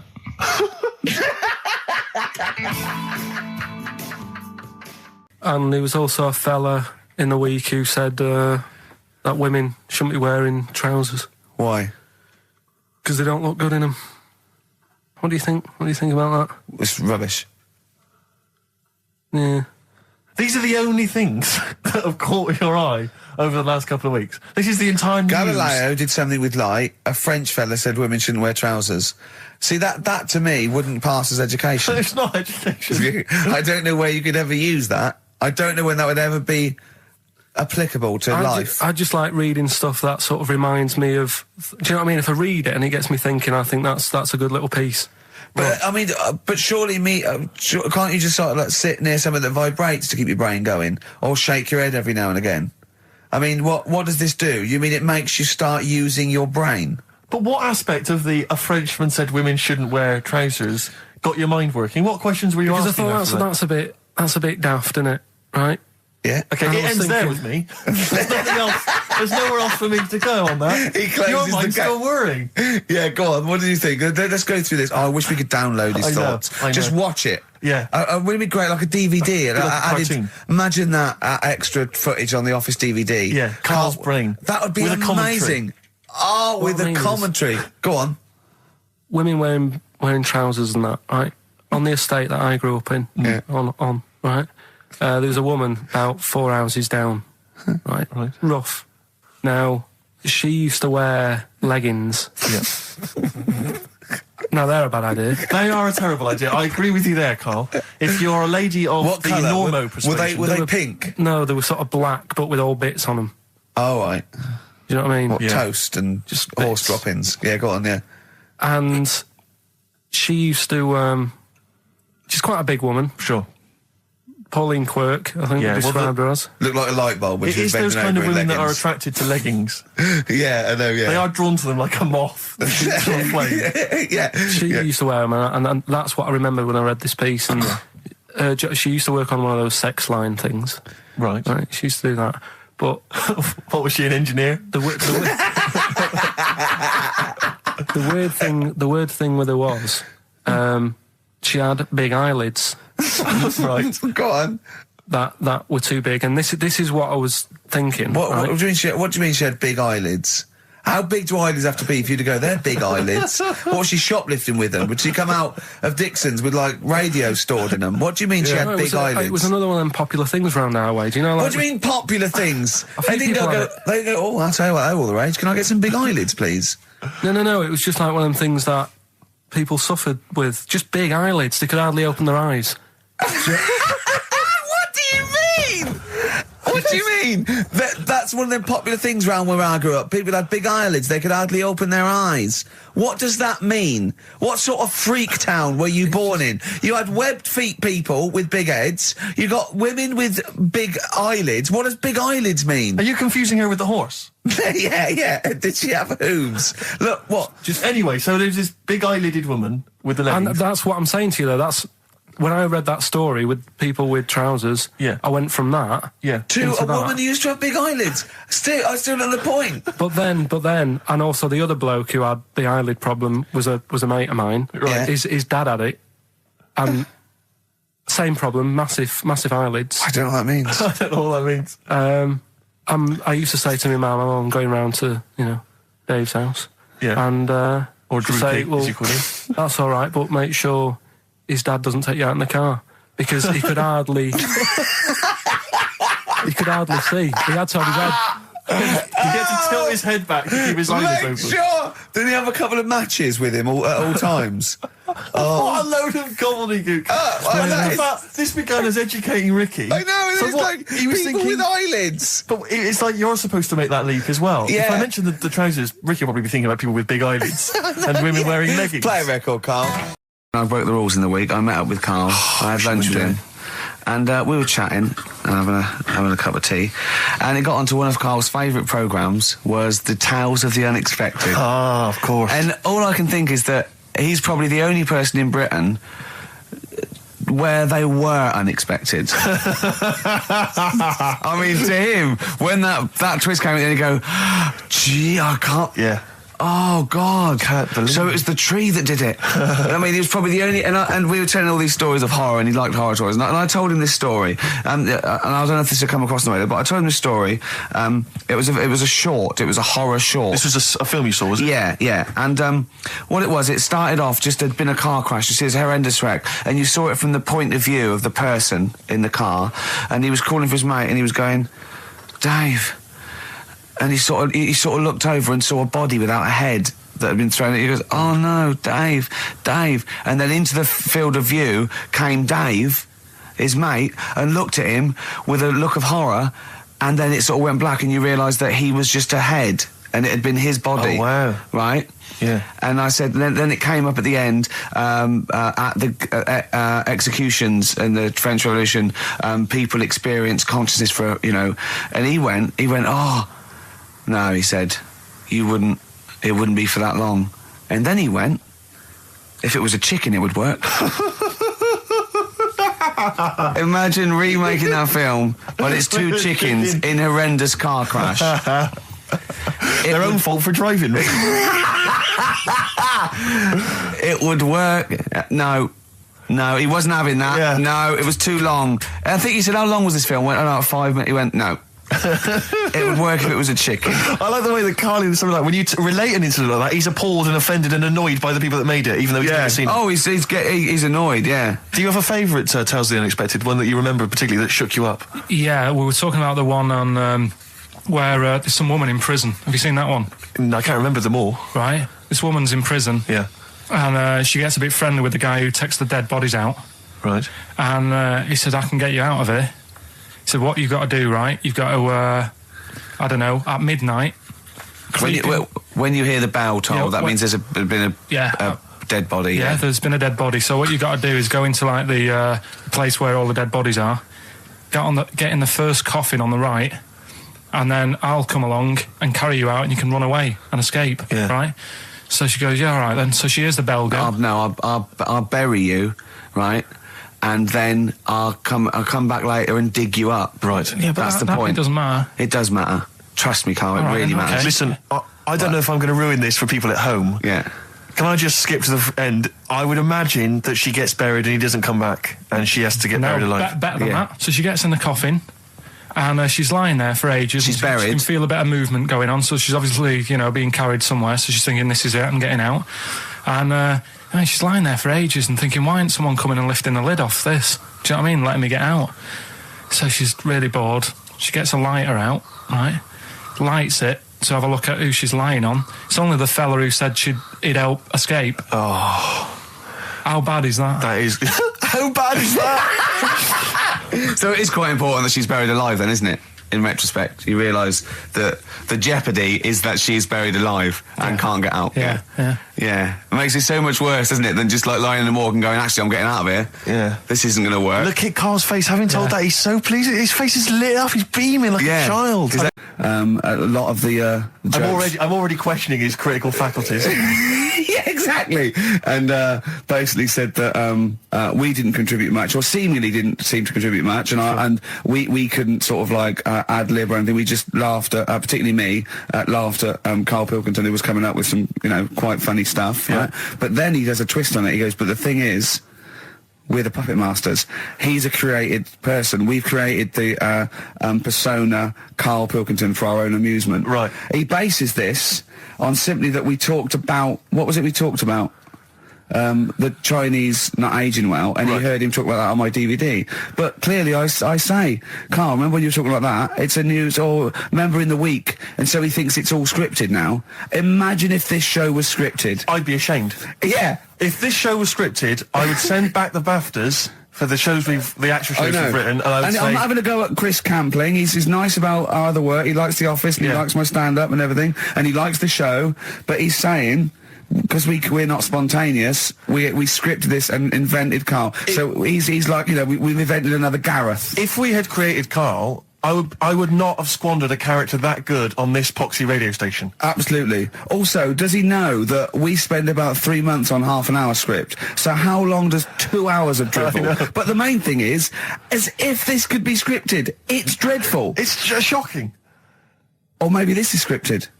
Hang on, you've lost me there. Let me just check the script. Maybe Chris Campling does not exist. Maybe I've made him up. I don't know what to believe. See, the name doesn't wash with me. What was his name? Chris Campling. Sounds odd. That's something that I made up, isn't it? Campling's almost like a joke. It's almost like a gay name, isn't it? Oh, he's a Campling. So I think this is scripted. Yeah. I think I've probably made this whole link up, and Karl is a creation. Campling, that's not a real name. No. I made it up. I should have come up with something better. Yeah. Sorry. Forever Lost. The magic numbers, and the magic number is 104.9. XFM. I'm Ricky Gervais, with me, Steve Merchant and Karl Pilkington. Right, 2 more shows.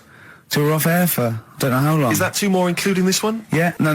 2 more after. Yeah, no. It's this is one, and then there's another one. Right, 2 more. And that's shows. the last one. There's 2 more shows. Yeah, including this one. Well, starting now. If I'd have said this at the end, it might have been ambiguous. But I've said it at the beginning. There's 2 hours. That's a whole show. Right. So there's 2 more shows. 2 more shows, including this one. Yes, well, obviously. So 1 more show. After it's this only one. 1:05. After this show, 1 more. Yeah, one more. Yeah. Next week there's 1 more show. That means 2 altogether. Oh no, it's only 1 more show. Good night. Okay. Now, it better be a good one, Karl. Have we got Rockbusters? Yeah. To win those prizes? Check. Have we got Monkey News? Check. Is it a real Monkey News, or is it something that's slightly made up that you... What? Always is. Check. Okay. Knob News? Yeah, we've got a bit of knob news, yeah. I'm worried that knob news, because it's only about penises, is a little bit sexist. Have we got any fanny facts? Can we sort that out for next week? I don't want to alienate our female audience. Welcome to Minge London. Good, I'm glad that's that. Well, brilliant. We've got a song with a story? Yeah, doing that. What is it? I don't want to sort of tell you what it is yet, because the song isn't that great. Do you know what I mean? It's not a song that's like an XFM song, but every time I hear it on, say, like Magic or whatever, I have an argument. 105.4? Yeah, I have an argument with Suzanne that, what I think it's about, and she says, don't be stupid, it's not about that, and I'll say, no, it is. And so we're going to decide who's right. Yeah. Well, I don't know what song you're talking about, and I don't know what the argument is, but Suzanne's right. Definitely. No doubt about it. Yeah, we'll have a listen, but I'm hoping that once people sort of listen to it again with my thoughts, every time this song sums up what people should think of you. It's don't believe a word. All right? That's the sort of links I'm capable of. If that doesn't bag us as Sony, then nothing will. Wow. Yeah. Because your dad was a cabbie, wasn't he? Yeah, he was, yeah. Couldn't stand it, but it's good money. He was he wasn't like a chancer, though. What was he doing when he put that little Forrest Gump in a weedy bin? That was part of the cab company thing. They had to do like a charity event once a year, and he did it 1 year. Never asked him again. Tell us the story again. I'd rather not, because we got a few sort of complaints about it. Why? Why did you get complaints about it? Because he put a kid in a bin, and it's not the thing to do. So, but we could use it as a sort of sobering lesson for people. Yeah, tell it like a, you know, you shouldn't do it. nah, yeah, but that's how I did it last time, but people still didn't like it. All the stuff I tell you, we don't take the mickey out of people on purpose. No. It's real life, innit? And that goes on in life. Yeah. My dad was saying that in hospital, though. Do you know I was in hospital? Yeah. You know, he did some jokes about old people and that. And he said, at the end of the day, if something makes you laugh, it's funny. And if it makes you laugh, you can't help laughing, can you? Do you know what I mean? So, what are you meant to do? And laughing's good for you. Yeah. So... But being laughed at isn't as good for you, is it? No, but there's probably more people laughing at one person. So if you balance it out, there's only one person who's upset and there's a bunch of people laughing. So it's That's genius. Give me an example of that. Give me an example. Well, for instance, Karl Pilkington as he talks and the people listening. yeah. No, give me an example of like, so, you know.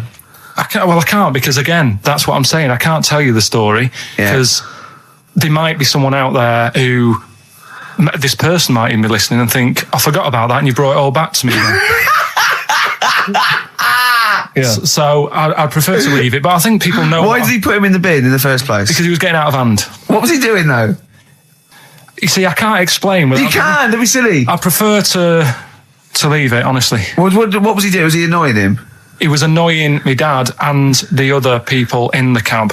Right. And he thought, how can I deal with this before it gets too out of hand? Yeah. He pulled over and put the lad in a wheelie bin.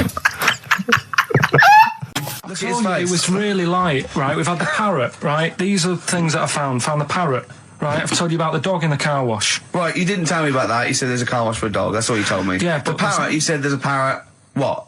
It's a problem at funerals. Yeah. That's nothing. That's nothing. Do you understand? And They used to eat cats. what else have we got?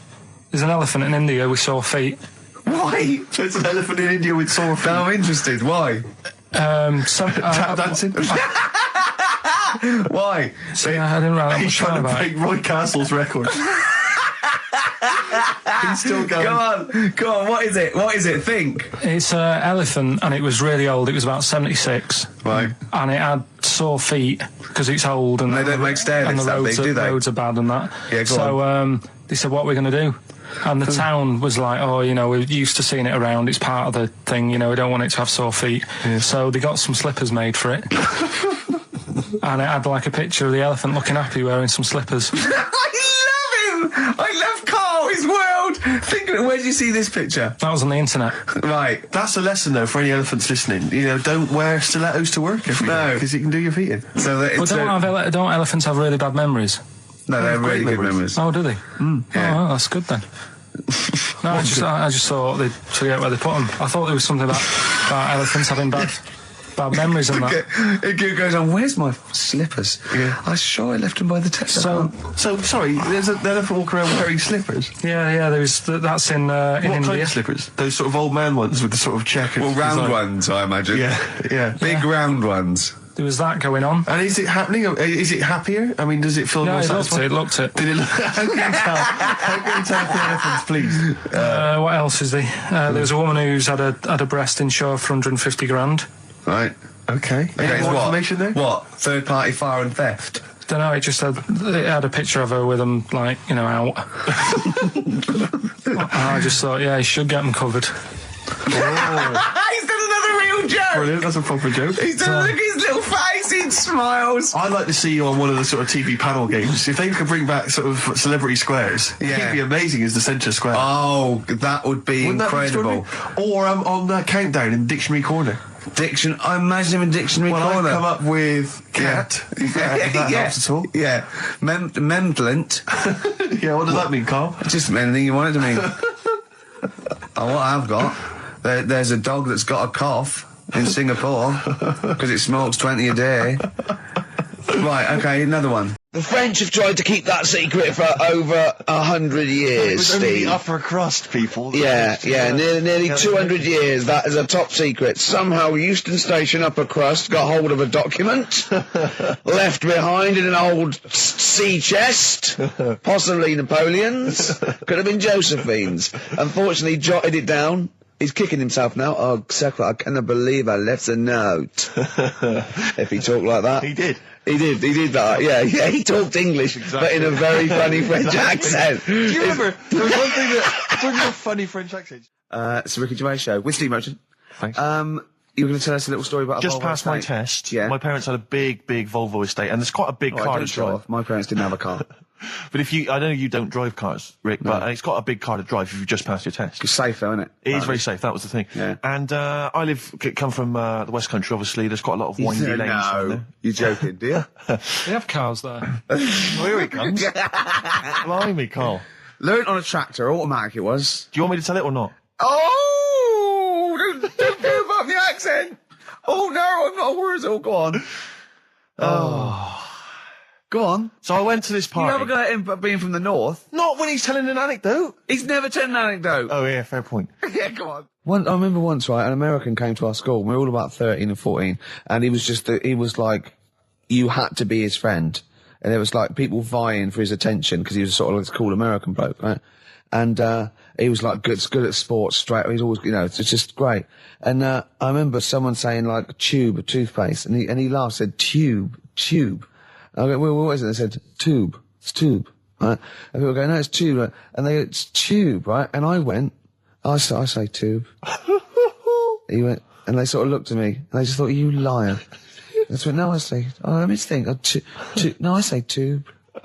Oh. When you're a kid, like, any American you ever meet is the coolest thing. It doesn't matter if it's a huge, fat bloke wearing Bermuda shorts and a camera on his neck. It's cool, because they speak with an American accent. Well, that is cool. And they say... Being a huge fat bloke in Bermuda shorts is cool. Sure. Yeah.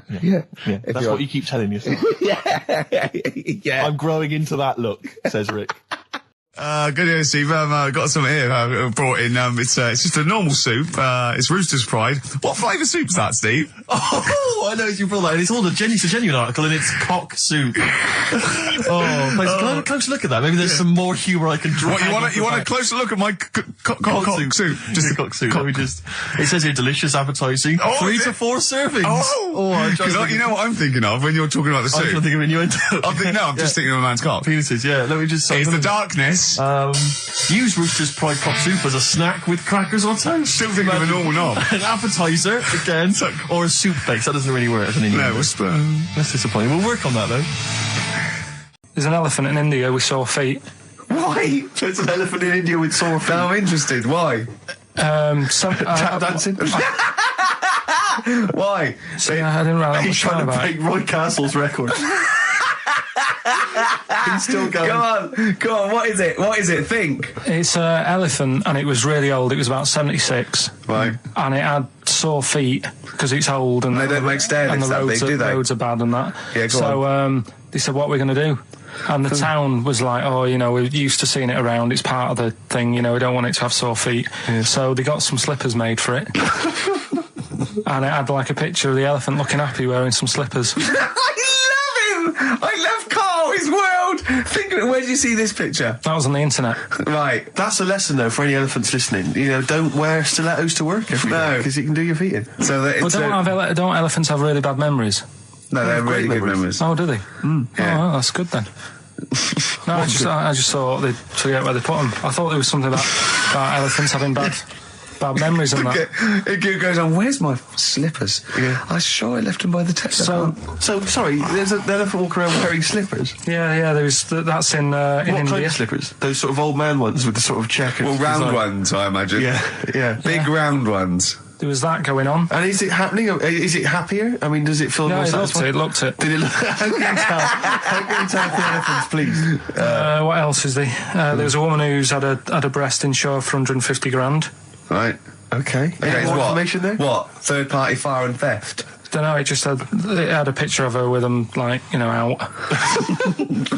I just thought, he should get them covered. He's done another real joke. Brilliant, that's a proper joke. He's done look at his little face, he smiles. I'd like to see you on one of the sort of TV panel games. If they could bring back sort of celebrity squares, he'd be amazing as the centre square. We had a little lunch yesterday, didn't we? We did indeed. That was a nightmare. Yeah. I hate going out with you two. I was explaining to Karl, right? I like to excite Karl's imagination, right? And if it involves chimps or monkeys, all the better. Brains he likes, parts of the body, deformity, You know, I know where to, you know, what buttons to push. And, I told him about this thing. I don't know if any of you out there know about this, but there's an experiment they did in the 50s, a clinical psychology experiment where there's your two hemispheres of the brain, okay? They're joined by a thing called the corpus callosum, right? Which is just a little flap of skin, like a little scarlet lead that joins your two hemispheres. And what they did, they cut that in half, and they thought it was a cure for schizophrenia, but what it turned out to be, or epilepsy, I think, I can't remember, was that your two sides of your brains didn't function together. You couldn't get information. I was telling Karl all this thing, and one of the things I told him was that they did it on a monkey, and it fought itself over a nut. Like its right arm was connected, you know, by its left lobe of the brain, and it was fighting over itself. And Karl went, instead of like thinking this is amazing experiment, he went, would it have been happy if you'd given it two nuts? Yeah, I know. Well, you started off by explaining it, and I remember you mentioned, because I was watching the two of you as you were describing it to me, you said, of course, one side of the brain deals with symbolism, and as you said the word symbolism, I noticed Karl drift away from looking at you, pick up his mobile phone, and start pressing buttons randomly. And I thought it was the word symbolism that got him. And I noticed it took you just a moment longer. And I think the first thing you said was, when did I lose you? Yeah, I knew I'd lost him. It's extraordinary. And he doesn't even try to disguise it. I said nomenclature at one point as well. Right, yeah. And I knew I was dicing with death there. Yeah. But, but I told you tried to look it up, didn't you, on the web? You didn't find anything about it, did you? The spelling of it's, what is it again? What's the word? Corpus callosum. Yeah, so I couldn't do it. No, no point. Yeah. Don't bother. Give up. Don't bother. Give up. So if anyone knows any interesting facts about that, yours hasn't been cut in half, has it, Karl? That would, again, might explain something. I'll tell you what we will be talking about later. I don't know if you're sort of aware of them, Steve. Go on. Bonobos. Oh, I don't know much about bonobos. I told him about he was looking for stuff. I said, put in bonobo. He was having no luck with chimp. And they're a form of chimpanzee, but they're even closer to us, evolutionarily speaking. They've got their social groups are more like ours. They're more intelligent, and he was loving it, weren't you? So is it human bonobo Karl? Is that how it works on the evolutionary ladder? Chimp Karl. Yeah. Talking about him. So we're talking about bonobos. You're excited about that? Yeah, That's coming up in Monkey News. Good, that, isn't it? On XFM 104.9, Ricky Gervais, Steve Merchant, Karl Pilkington. As ever, Rick, there's always someone who steps in to defend Karl. Okay, what is the defence? What is the defence? Here's an email from Scott Coomer. He says, Karl is actually right. I've got an A-level in statistics and probability. It doesn't matter how long they have and how many monkeys you have. You cannot guarantee they would type the complete works of Shakespeare. Infinity makes it probable they would get it right, but not definite. Yeah. Well, yeah. Yeah. That's what I was saying. No, you weren't saying, Karl. You don't understand it. Infinity sort of sorts it out. That if they do anything, they nearly do everything, won't they? No, I mean, they'll give it a good shot. No, that's not the point. But the I'd point be is surprised if they did one page right. Right, listen. It's not to do with consciousness. It's not to do with them aiming. They are just bashing away at the keyboard. It's like they're used to show that there isn't consciousness. They chose the chimpanzee because it can type, presumably, hit the keyboard. It's because they hadn't come across you at the time. Yeah. It's to take out thought out of it. It's to take out reason and trying, right? It's just random. They're saying that if you typed enough things, if the computer was left typing everything, if you left it for an infinite amount of time, and they chose Shakespeare because there is meaning behind it, and it's difficult to get it exactly right, to show you that infinity would come up with it's not just Shakespeare, it's every novel. It's everything. Fairly eloquent there from Gervais. A quick riposte, please, from Karl Pilkington. No, I'm just saying, what I don't understand, if it hasn't read it, then how does it know where it's going? Listen, right, listen, right, Can I just explain to people, right? Some people have said, why are you cruel to Karl? He drives me mental with things like that. What do you mean, well? Let me just take a breather for a How do I do your editing? He keeps coming in the week. You know that I work here properly, in the week, don't I? Yeah, I've got a proper job, yeah? Yeah. Should be 9 to 5, but I normally get in at about 8 o'clock and work A lot of people about getting 8 o'clock. Working hard, trying to do my job. 3 times this week, I've been rushing around. I walked past my little studio. He's sat in there, all right? Now, because I've got this sort of job, I can get away with it. I said to him, if I was a doctor, would he keep coming to me practice? If you were a doctor, there'd be severe problems with the NHS. Imagine that. The standards would have lowered so much if you can arrive at the hospital, you're a doctor. Pop in, I'll go to lunch, don't we? We have a little lunch break, don't we? I go, come on, let's go now. He goes, I'm busy. I go, come on, let's go now. He's going, oh, you're doing me head in. Well, when I was talking about the monkey conundrum with Karl, he said to me, right, if I had a day off work and I was, say, watching the TV and with one hand I was typing a typewriter, would I type Shakespeare? I mean... Yeah, but you see, there's certain things. We were talking a little bit about this stuff the other week, weren't we, when we said, you were going on about Einstein, and I said he's not that good. You know, E equals MC squared. You know, it sounds good, but I've never used it and that. I've never used it! You haven't used 2 and 2 equals 4, Karl! The fella with an apple fell on his head. You know, it could have been anyone sat under that tree. Do you know what I mean? It's just annoying. Lucky. And It just happened to be a genius. Newton gets all the credit do you know for what his I mean? laws of the universe. Well, other people were working whilst he was having a lunch break under the tree. Okay. So in a way, it's like he didn't deserve to have that success story. Again, forget the apple and the tree and whether he was sitting down having a lunch break. It's totally irrelevant. Yeah, but what I'm saying is there's certain things that will just happen. You know, it's like, I think we were talking, when we were out eating the other week, we were talking about Noel Gallagher. Well, this is reason the monkey discussion came up, right? We were Noel Gallagher. I don't know what to say. I don't know what to say. Rick, I don't want to misquote Noel. I'll be like Herbert Lom in Clouseau. I'm going to get a twitch whenever he opens his mouth. I don't know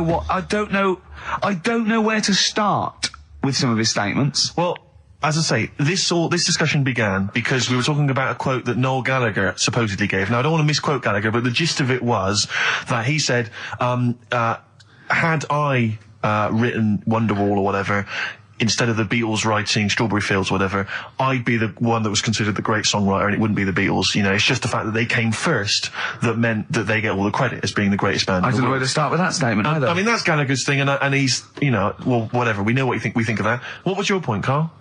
You agreed with him, didn't you? Yeah, I reckon, right? Do you know we've talked about putting a baby in a room before and it'll know what colour it is and stuff? If you got a room that's painted red, right? But forget that, because that's going to confuse Hear him out. Listen to me. Say if they did some new TV show, right? Like, what's that film with Jim Carrey in where The Truman Show. The Truman Show, right? So they make up a little room and some woman has some kids and you say, right, let's put the kids in this room, and they don't know what's going on outside. They don't know anything about, like, EastEnders and that. It's like their little world, right? They don't know anything that's gone on. How could a child survive without EastEnders? Right, listen. So he's sat in the room, right? And then when they're all asleep, right, Wait for this bit. someone Have you heard this? Yeah, bit? wait for this bit. They're all in a room. Yeah. They're asleep. Yeah. someone pops in, puts a guitar next to the bed, right? Nips off out again. They wake up in the morning, and one of them goes, "What's this?" They don't even know it's a guitar because they've never seen one, right? They're talking English though. Yeah. We just left guitar out of the vocabulary. Right. So There's plenty more to come. one of them will pick it up and they'll go, "I don't know what it is," and they'll start strumming. They'll go, "That sounds good, doesn't it?" Give them a few weeks, they could come up with Hey Jude. Whereas typing Shakespeare, a monkey that can't even spell. I see that. One of the worst things that happened to me was when I was like, I don't know, when I was about 16 or something, we went to, it's a fire There's a alarm. fire alarm going off. There's a fire alarm going And the off. fire light's going off. Yeah. Should we not just maybe we play a evacuate? record and go and check that out? Wrap it up if you want. No, not wrap it up. Play a record. I'm gonna go. No, the See you fire, later. it's gone off, Rick, it's gone off. Oh, well, we might have burnt down. Yeah, I think we'd know about it. The flames licking around our ankles would be a clue. God. I'm gonna go and investigate. You shouldn't ignore a fire alarm, should you? Blimey. We're entertaining the nation. Oh, look at him, he's scared of fire. What do you mean?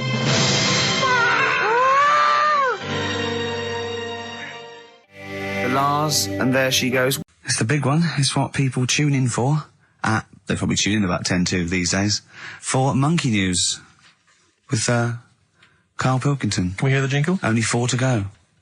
Oh, chimpanzee, that Monkey News.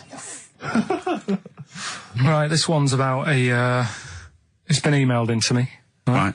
I haven't really had time to check it out this week. No, you're joking. Been busy. Ooh, I hope it's not stupid. Goes back to 1908, and the person's saying it's a good story and that, and they're surprised they haven't picked up on it yet. Right. The Olympics, right?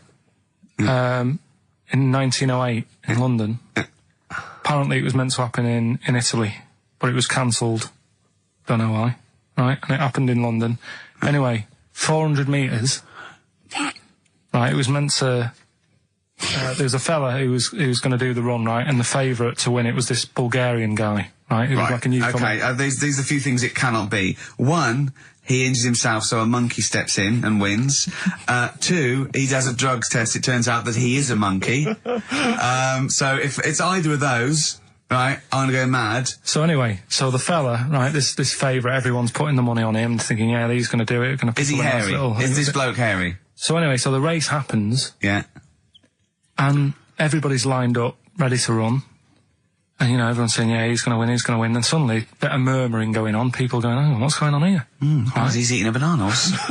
And there's a fella in the lane next to him. Yeah. Right? He's going up, who's that? He doesn't look familiar. Oh, Christ, Karl. You go. Right? Doesn't look familiar. Who's he? Weird. What's going on? What's going on? What's going on? Yeah, what is it? Or who is it? I mean, not what is it? So they go in. So they say, well, he might not be that any good. Do you know what I mean? He might not be good. He might. It's just a bit short, isn't he? He's only 3'6", and he's hunched over on his knuckles. So I didn't realise it was fancy dress. Yeah. So I don't think he's going to be any good. So the race starts. Oh, he's put his finger up his arse. That's weird for runners to do that before a race. It's weird, isn't it? Yeah. Race starts. Yeah. The fella that no one recognises wins it. People go, what's gone on here? Yeah, sure. Do you know what I mean? We had our money on the favourite. What's gone on? Who is this guy? Yeah. Anyway, he stood up there, right? He's looking well happy. Yeah. He's lifting the trophy and everything. Right. Long arms. That trophy's higher than... So anyway... He's only 3 foot, but the trophy's 9 foot in the air with those long arms. I'm suspicious. Go on. They had the picture in the paper the next day.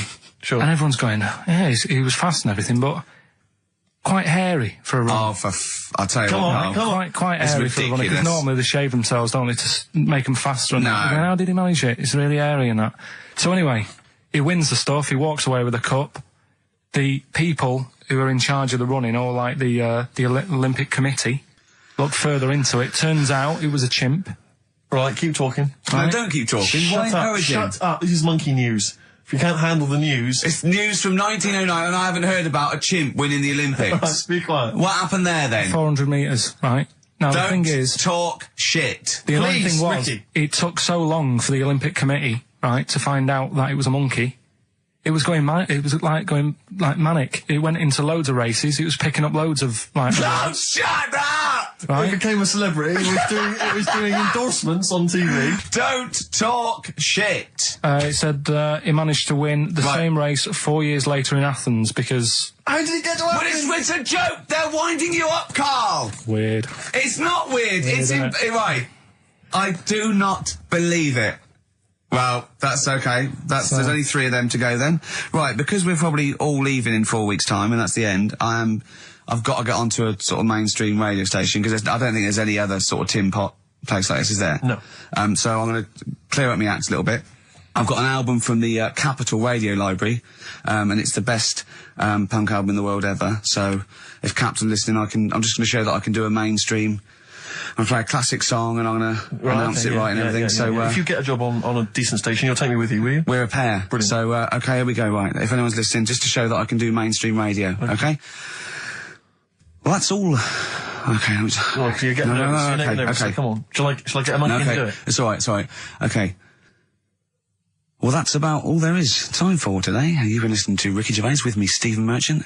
Across the way, K-Man Pilkers. We're going all the way back now, a classic song from the late 1970s, and this is Devo with Mongoloid. That's sort of being at it all night. What do you mean? Let's put a song and I'll come back What do you mean? No, come on. Seriously, because... Okay. R.E.M., yeah. Well, after R.E.M., Night Swimming, being at it all night, and why it annoys Karl. Night Swimming by R.E.M. Well, before we played that track, you remember Karl was on the, teetering on the cusp of telling us why he's annoyed at going all night. I assume you mean... Relations. Yeah. What do you mean? What annoys you about that? What? Sexual relations all night. The concept. Or people keep you up. Is it your next door neighbours or something? No, just that thing of people who say, oh... Was that it all night last night? Who says that to you? You know, lads who think they're, they think they're a bit of a lad and think that means it's good. Well, like Sting in his tantric sex. Sting. Yeah. Well, to be fair, it goes for 8 hours, but only 3 minutes of that is going for it. The other sort of, 7 and a bit is sort of laying next to each other, isn't it? Right. Or sometimes in a different room. Yeah. Yeah. Is that why it's called Sting? Hey? Well... You're at it all night. But It's going to sting. So what's your problem with this notion of going at it all night?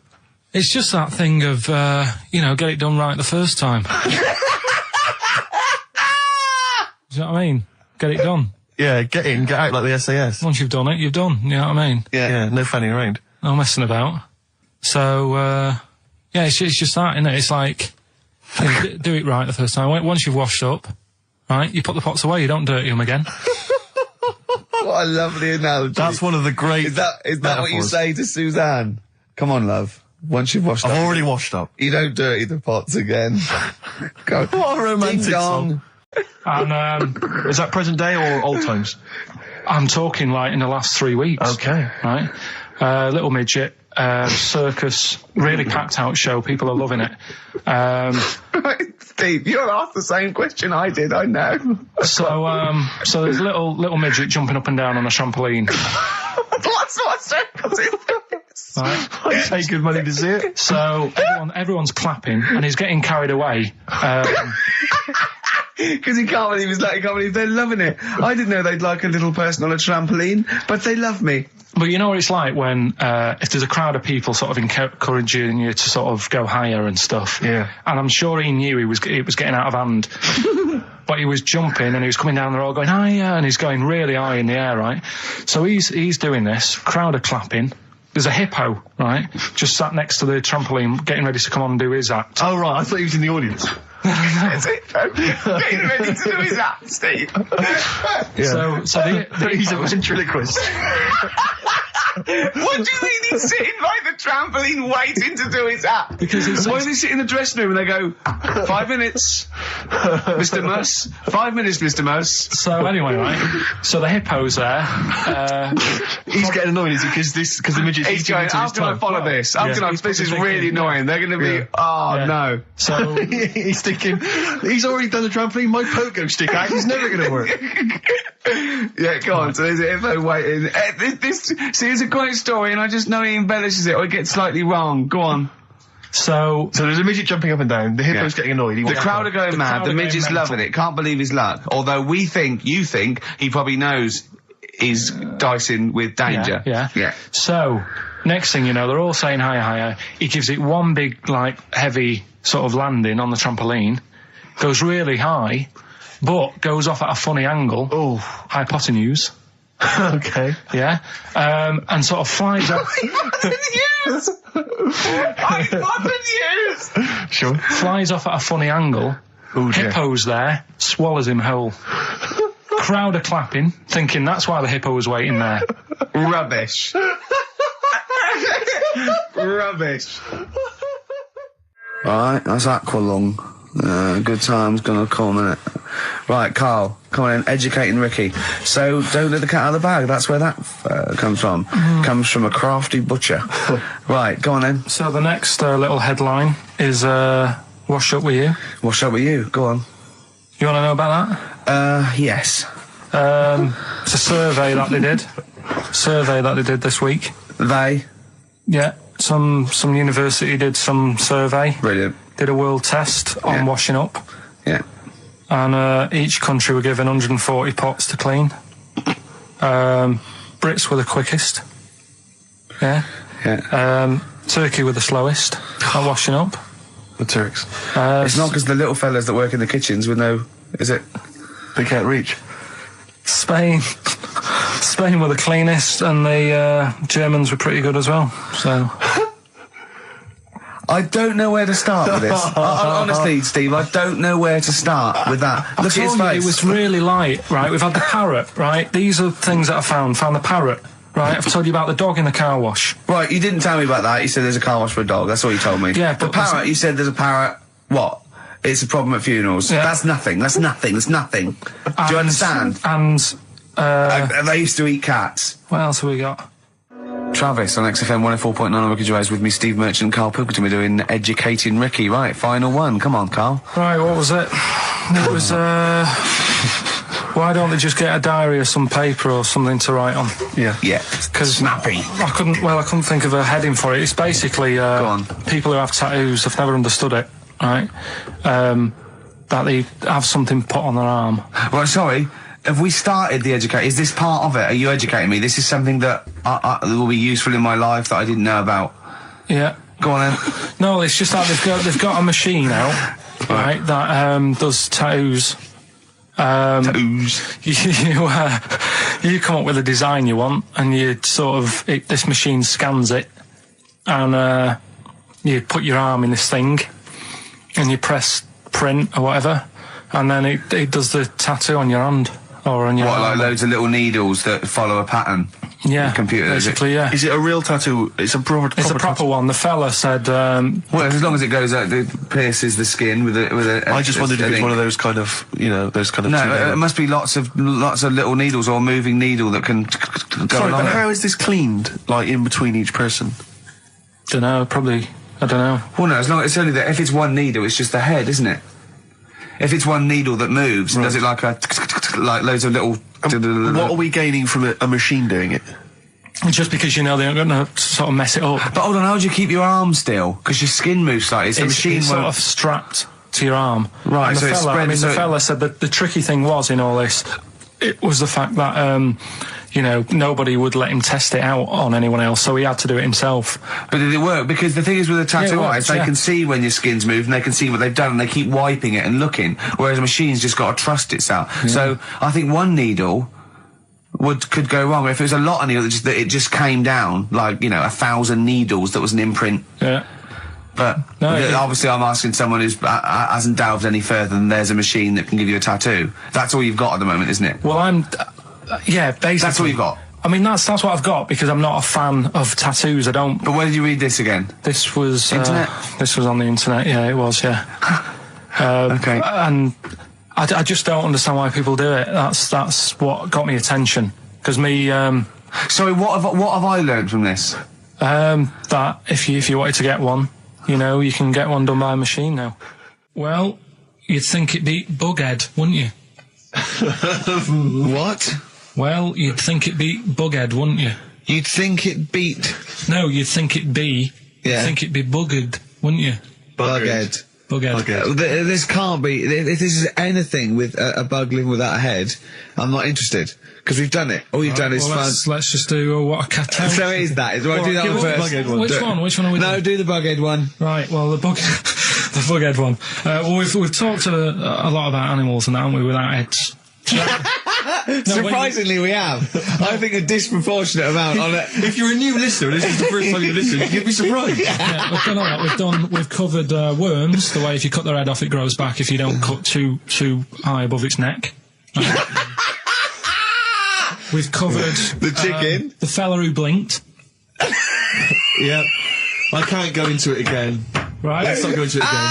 We've had the chicken with no head that lived for 8 months. Yeah, and we've had cockroaches living for a week without an egg. Right, okay. Well, it's a bit more on the cockroach front, really. Right. They've found, right, that if you get a cockroach and you cut its head off, right, and then you find a cockroach that's still got its head, but it hasn't got any legs. Right.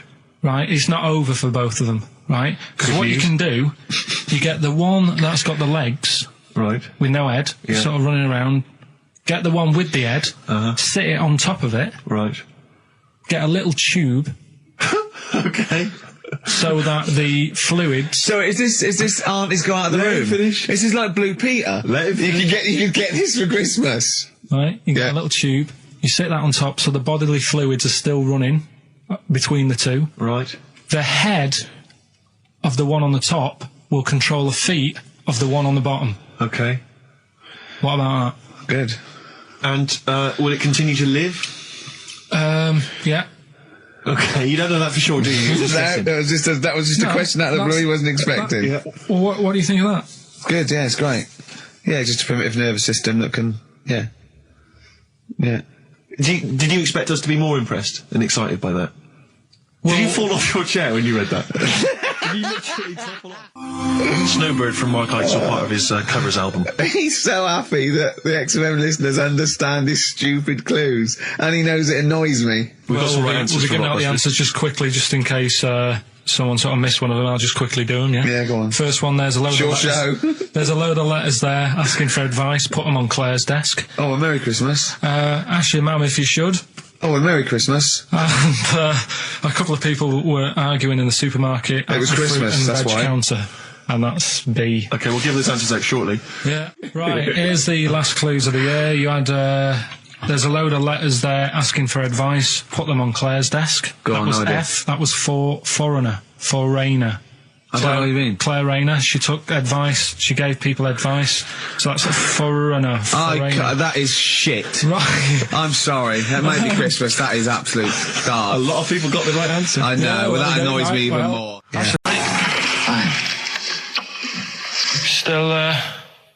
Still trying to write the book then? Yeah? Yes. Good. Funny, someone told me the other day, weird thing about a typewriter, the top row of letters, the longest word you can write is typewriter. I'll just show you. That's weird, isn't it? It's just the typewriter being... You're not in the mood, are you? You're in one of those grouchy moods again, like you get into when you're writing. I'm not being grouchy. I just want to finish my work. Yeah, just being a bit funny, a bit offhand and that. Let me explain something to you. Go on. Whenever you come in here and interrupt me, you're breaking my concentration. You're distracting me. And it will then take me time to get back to where I was. Understand? Yeah, but I just was coming in to try and cheer you up. You know, if you... I mean, I'm full of ideas as well. You know, if you're having a problem coming up with stuff, got loads of stuff, loads of ideas you could write about. The other day I read about this airy Chinese kid. What do you want me to do about it? No, it's just that it could make a good book. Do you know what I mean? Sort of following round. That's swell. Well, I'd buy it. You know. But if you don't want to know, we'll have to... Don't bother doing it, but... Do you know what I mean? It's just airy Chinese kid. It's weird because they're not normally that airy over there. Yeah, this kid caked in it. But if you don't care... I wouldn't touch one hair on his goddamn little head. You don't have to touch any hair on his head. Like I say, he's covered. Leave the head alone if you want. Touch his hands. He's totally covered in it. But I love the little son of a bitch. Well, don't go that far. You haven't met him. But I can sort it out. I'd do anything for him. I don't think he'd expect that much. Just take him to the barbers 3 or 4 times a week. You know, he's a good little kid. In fact, I'll do it. I think I'll write a book on him. Yeah? How do you think you can handle that? Yeah. You're not too busy, are you? Well, yeah, I'm pretty busy. I've got to sort out some monkey facts for the show this Saturday, but I reckon I can still... Why don't you start right now and get out of here? All right. I will. You're going to be like that? Couldn't borrow a pen, could I? See you later. There you Haunting. go. Haunting stuff there. Karl Pilkington in The Shining. You know, in the film, Jack Nicholson goes crazy because the suggestion is he's maybe possessed by demons that maybe are in the hotel. But, you know, if I was stranded in a desolate hotel, removed from all human contact with Karl, I'd go mental with an axe without being possessed by demons. That's more chilling to me, trying to get some work done and you keep wandering in. I'm trying to get Karl to spend a couple of days in the caravan with me, just for the head of it, and he won't. I've offered him money, won't I? I think it'd be a great laugh, wouldn't it, Karl? Oh, yeah, great. That would be terrifying. No, I want to film it. I just want to film it. Like a little video diary. There's Karl there, he's just waking up. Well, if I was stranded in that would be like being... I may as well be with Freddy Krueger and Jason Voorhees.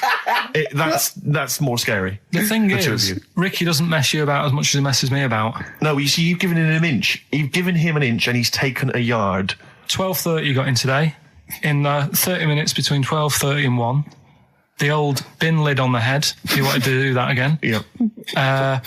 Squeezing my head, I think he had a go at. And karate chop on the back of the neck. Yeah. All in 30 minutes. Yeah. Who else can say that? Who else can say that? If you want to send a necklace in for Suzanne, that'd be handy. Mm-hmm. Oh, yeah. That's what she wants. Is Suzanne listening today? No, she's out. Right, okay, this is the dilemma. me and Steve yesterday were trying to convince Karl that it would be a good idea to buy Suzanne a Christmas present. Okay? Now, why aren't you going to buy her a Christmas present? Explain, Karl, why you don't think you should buy her a Christmas present. No, I've told her I'll get her one, but in the new year. We're going away on holiday and that, so there's no point taking stuff away. Yeah. Going to Lanzarote next week. Just get something in the sales after Christmas for the, Yeah. Right. And me and Steve were trying to explain to Karl that she would love it if you bought her something on Christmas Day. Yeah, but she knows now. But knows what? I've told her. So no, she's well, I'm going out. to tell you, do you know, right, this, dear listener, this was Karl's worry.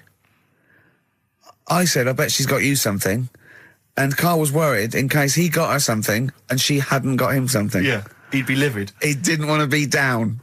He didn't want to be a present down. Yeah. Look at his face. So buy her a nice necklace. Don't spend, just spend £100, you know, just a little token. We're going away. We're going taking her away on holiday. No, you're not taking her away, are you? What, you're paying for it, are you? Yeah. Are you really? Well, half and half and that. Right. So you're paying for you to go on holiday? That's good of you. So the gift is your company, really? She's done all right. She's done all right. Why do you talk like you're 60 years old? And you've been working down the mines. I don't know, she's done all right. Do you go over to her and say, Suzanne, you're bloody lucky? I mean, you've fallen on your feet. to Look be who fair, you've Rick, got. What? I'm not sure she has done all right. I don't want to be critical, but... Oh, dear. So what are you going to get in the sales? What are you going to get her? Yeah, it depends. I'm thinking, I mean, I'll give her the choice. She can have Kingsley and or Bob Marley. Right, I'll let her decide there. Oh, dear. I can't wait to see you. Where are you going, Lanzarote? Yeah. Where's that? Don't know, Suzanne sorted it out. I said, Lanzarote, I said, is that Africa or is it Spain or Portugal? Just thought you don't know. I went, we really don't know. I goes, well, what's the currency? I went, don't know. I said, Suzanne booked this one, did she? Yeah. I thought, where is it? Is Lanzarote African or? Foreign. Somewhere foreign. I was looking last night and doesn't look that good. There was like one of the highlights of the things it says you've got to do is go and have, apparently they've got restaurants in caves and that's like one of the things they say you must do. So if that's a highlight, do you know what I mean? Right. So I'll do that. Go and see what that's like. Yeah. When you're on the beach, Karl, do you wear the very, very tight Speedos? No. Do you walk around with them? Sort of longish shorts, t-shirt on, probably with a sort of a light shirt on top of that. Right, sure. So quite wrapped up then. Covered up. Do you wear a hat? Because obviously the bald head, there's risk of sunburn. No, I just put a bit of lotion on it. Lotion on there. Yeah. Just have a bit of a wander down the beach, have a look. Yeah. See if there's any old blokes with their tackle out and a backpack. A lot to look forward to, so Yeah. there you go. Yeah. Well, we're looking forward to finding out how you get on. Yeah, I'll let you And know. Interested to know what she gives you on Christmas Day. More scintillating chat after this next song. What are we doing? Merry Christmas. We got someone on the line. Oh, right. He's here. Who's that? Ricky. Yeah, go on. It's Jonathan, how are you? Good. It's only TV's Jonathan Ross. Ross, turn your radio down, you idiot. I'm here. I like to, I haven't got a radio on. What are you talking about? We can hear the feedback. Well, I haven't got it. It's not my fault. It's your incompetent radio station. And also, didn't you hear we said don't call in, we don't want to speak to the listeners? I'm not a listener. I'm a visitor to your shores. I'm special. You know that full well. I know you're special, right. Yeah, exactly. What have you got a name for the band? Yeah, you ready? Yeah. Blump. B-L-U-M-P. I tell you for what, you can't have a normal word. If it's the monolith band of all time, if it's the big, you can't have a regular word. It doesn't make sense. How can you have a regular word? All these ideas you come up with are rubbish. You need a word which only stands for that one thing. No one's heard it before. No one will use it again. Blump. I can't help but feel that that's a more appropriate name for maybe one of Ricky's bands. Yeah. I love seeing that picture of him in that band. You see it everywhere these days. He was like a girl. He was like a little girl in a suit. It's like a little dyke at a wedding.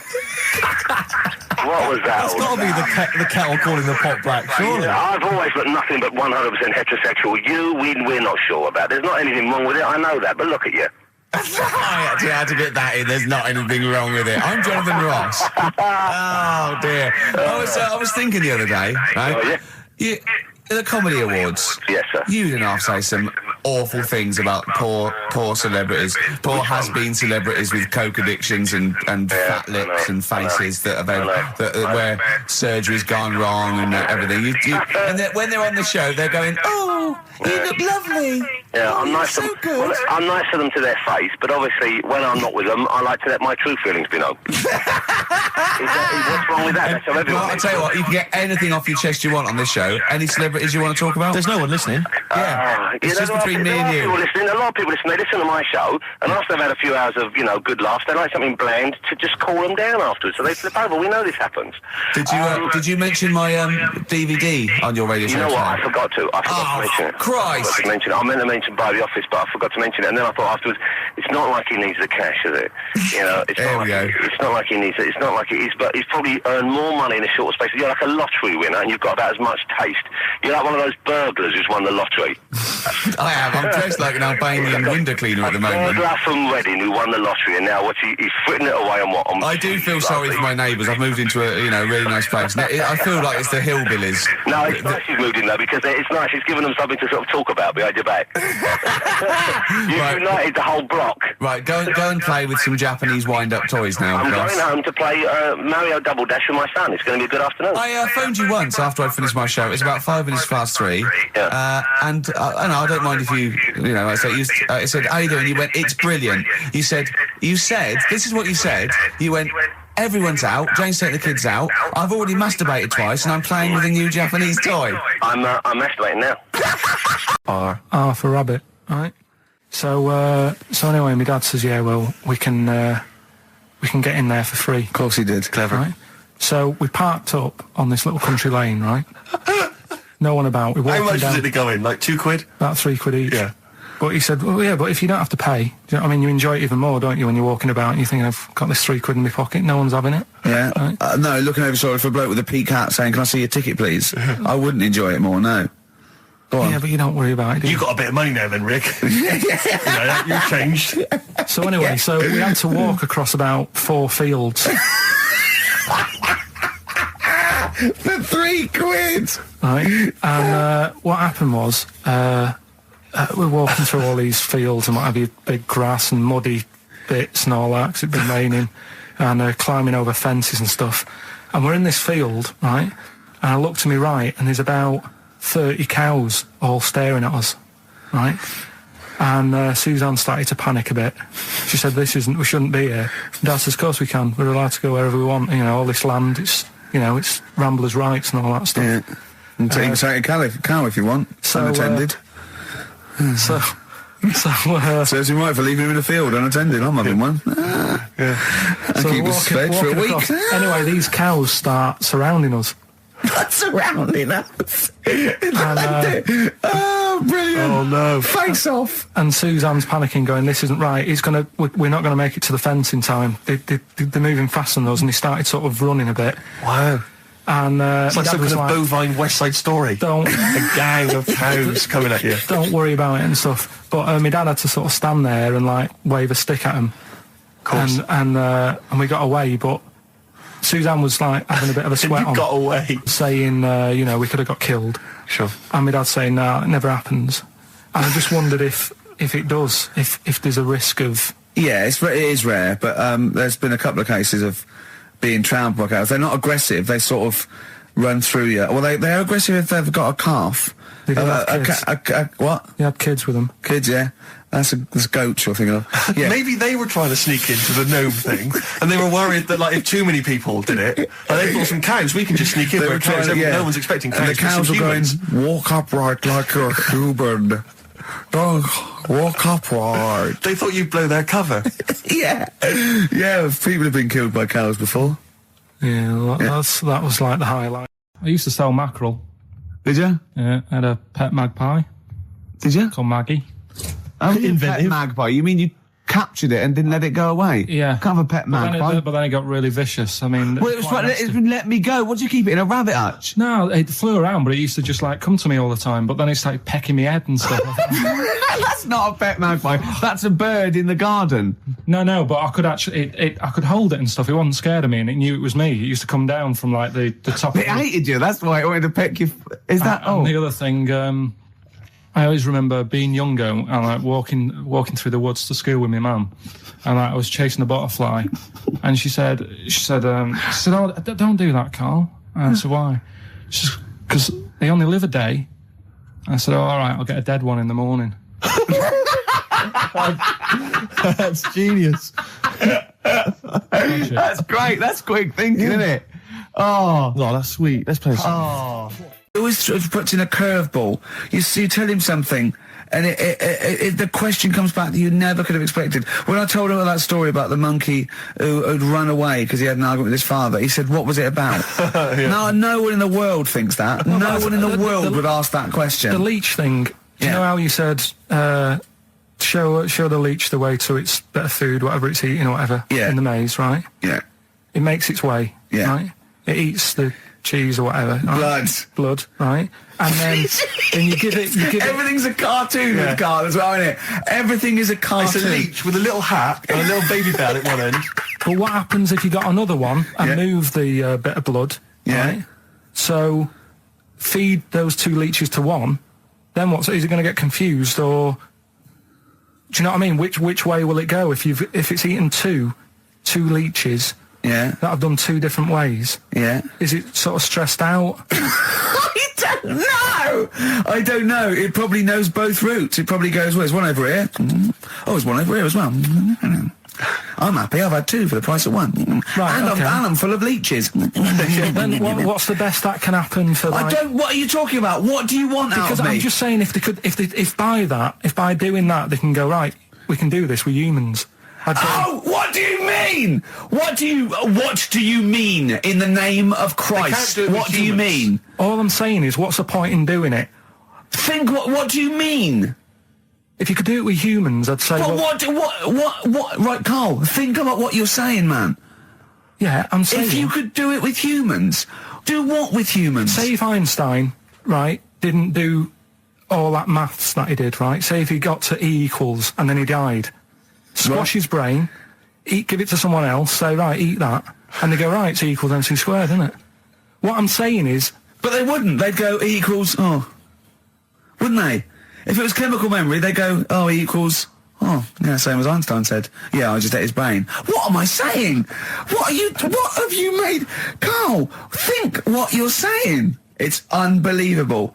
The thing is, right, you are what a scientist does. You just keep saying why, and what, and why, and what. But nothing's ever enough for you, which is good. It's nice to have an insatiable... I get annoyed with all the amount of time and effort that's put into stuff that's useless. What's the next stage to squashing that leech? If it's not going anywhere, forget it. Work on something else. It's the same way in some science magazine I was reading about... Is he anything smaller than a quantum electron or something? Yeah. It's like, if it's not getting in the way, don't worry about it. Why are they worrying about things we can't see? If you blended up Karl's brain and fed it to someone, would it make any difference? They wouldn't even notice, would they? You fed it to a leech, and the leech would go, oh, I don't know what I was doing. I don't know what... Where was I going? I'm even more confused. I don't know. Foo Fighters, Best of You on XFM 104.9. All right, Karl, you calm down now about science. It just does me head in, a lot of this stuff. I think I would have been better off sort of growing up in the 1940s or something. Why? Well, there isn't as much science going on. People just live, don't they, for the moment. So you know what I mean? But what if you'd had to go to war? What? All right, maybe 1945, then I'd be happier. Just after the war. Just that bit after the war and before they started messing about. What year would you want to be born? When was the war over? 45. Right. 46 then. But there's rationing for another 10 years. 56 then. But there's a lot of science going on. Oh, forget it. It just annoys me, all the messing about. They're always messing about with stuff, and I sometimes think, is it doing any good? Is what I mean. Mouse with ears, mouse with monkey's testicles. They're messing about with a mammoth now. Go on. Well, they're just saying, well, they're managing to knock one together. And you just think, some scientist somewhere... Andy. No, but it's just, do you know, I mean, we've done it before about the do we need them thing. The amount of creatures and insects and that are knocking about You got that caterpillar that I mentioned walking about, it doesn't know where it's going. Get rid of them. The mammoth. The world's busy enough. It's crowded. It's overcrowded now. How much room are they going to take up? Do you know what I mean? Why are they doing it, Karl? Do you know? All you know is that they're trying to muck around with them. Because they can, because that's all it is, isn't it? Because they can.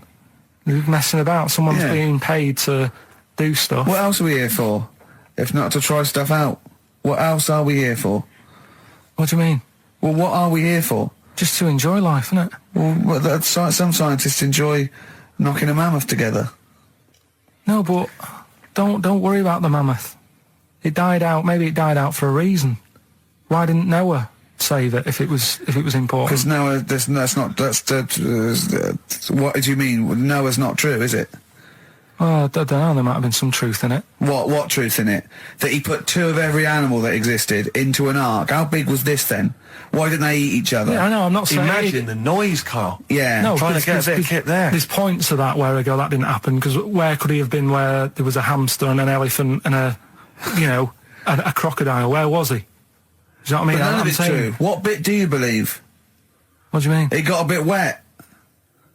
What are we talking about? The mammoth or the... No. What is up with you? No, it's just that we had a lot... seriously, have you got brain damage? No, it's just that we had a lot of topics going on there. I just don't know which... we were talking about Noah. And then you suddenly go, I know where did we... What? The mammoth or Noah? What? What you did, none of it's true. What? Think of it. Oh, God. Think of the first thing. Build an ark. All right. Could I just clarify, what's an ark? It's a big boat thing. Right. I've never had any experience of carpentry. Just build a big boat thing. But I don't make... Just have a go. Don't worry, you'll be all right. I'll make sure it's all right. But once I've built that, how big should I build it? What am I... Very big. It needs every animal. 2 of every animal. Go on. Every animal. I'm in the boat building, fair enough. I told you to make it big. Right. Don't worry about the fish. They can swim. Okay, but so all what's the birds. Get the flightless ones, though. They're drowned. Get the flightless ones. They would not the penguins. They're flightless, but they can swim. But all other animals... I should be writing this down.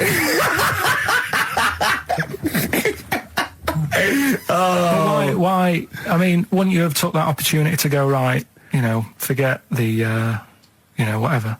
Man, the jellyfish didn't need to get in it, did it? But there's other animals where you can... We don't need to be here. No. Because Karl is actually having a little argument with his own head. It's like, you remember that comic strip, The Numbskulls? Yeah. Where there's loads of people in there doing different stuff, that he can hear them. Yeah. And sometimes his own mind puts him off. Yeah. Like just then, he has an argument with himself and it puts him off. Right, what's your question? I'm just saying, don't mess about with a mammoth. Whoa. Good. Okay. Well, what a platform. It's good. We've got a radio show, got our own radio show. People are spending money to advertise it. People are actually bothering to listen. And the words of wisdom coming out of your mouth is don't mess around with a mammoth. Brilliant. Great.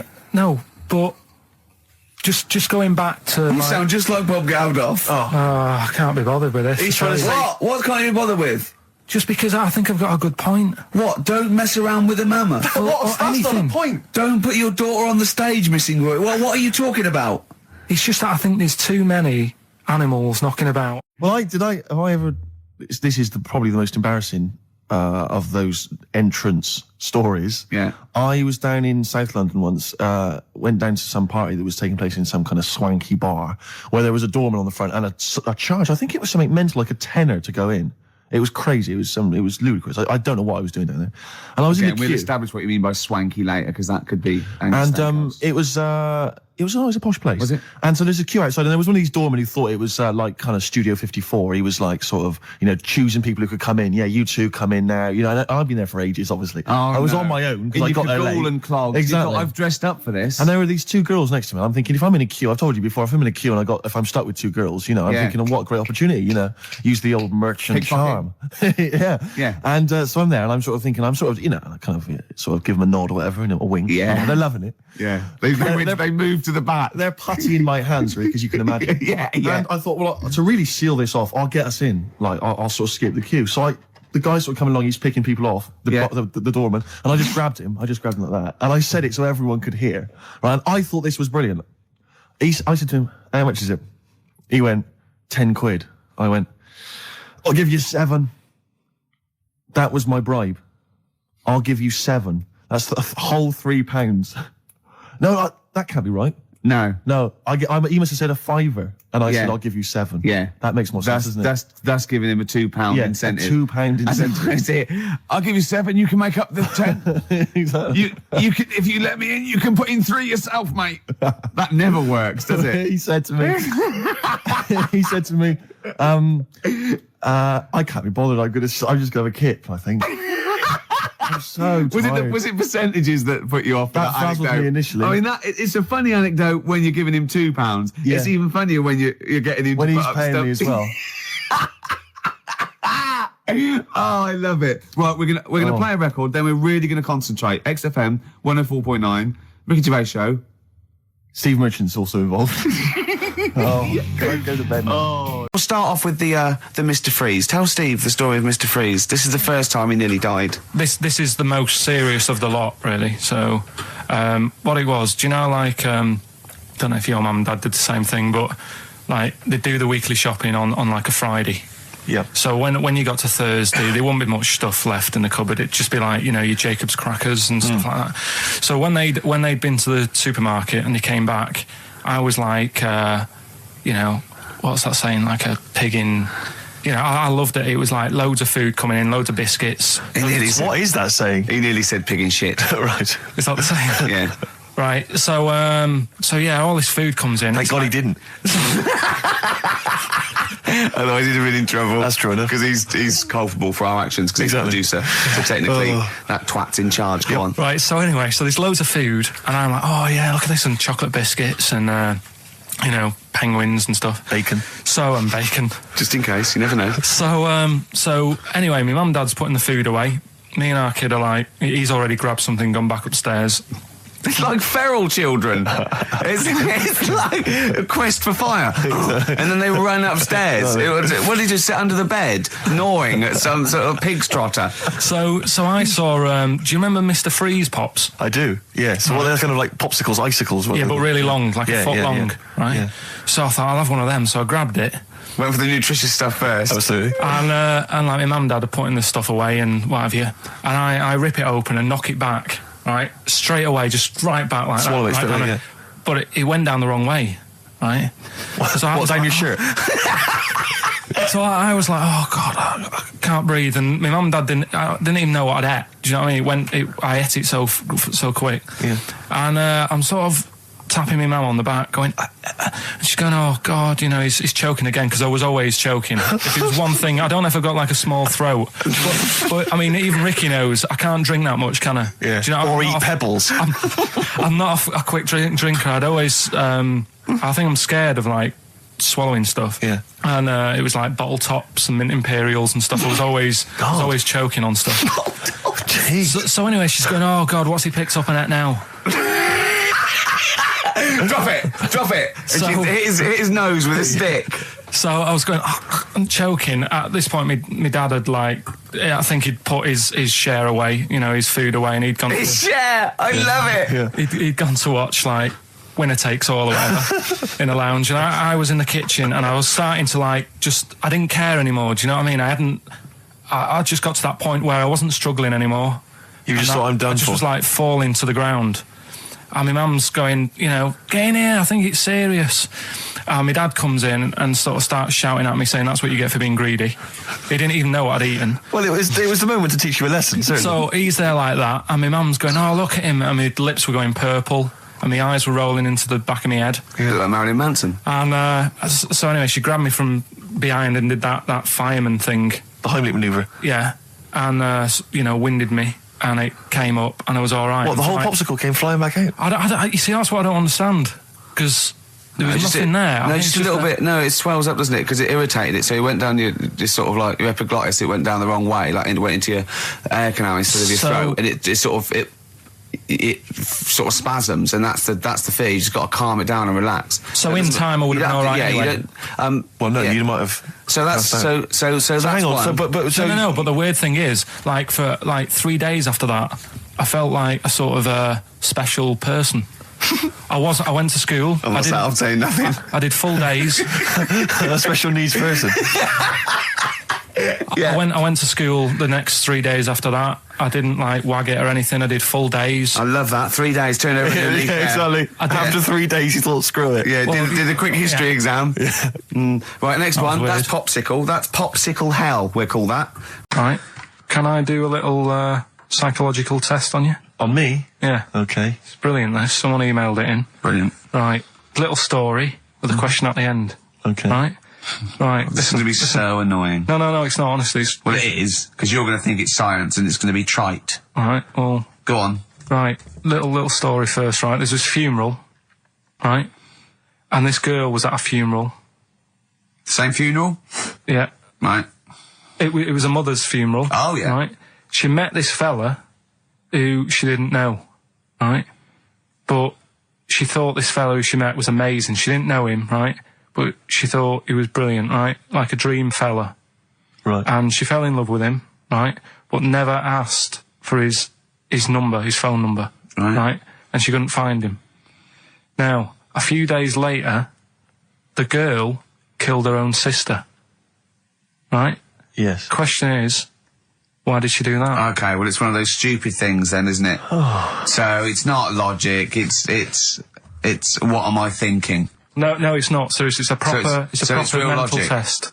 It's a proper mental test. A mental test? It is a bit mental. So you understand the story, yeah? Kind of. Let me just get it right. So there's a funeral. A girl goes to the funeral of her mother. Yeah. She meets the guy, or she meets the guy at the funeral. She meets the bloke. He looks all right. I fancy a bit of that. Right.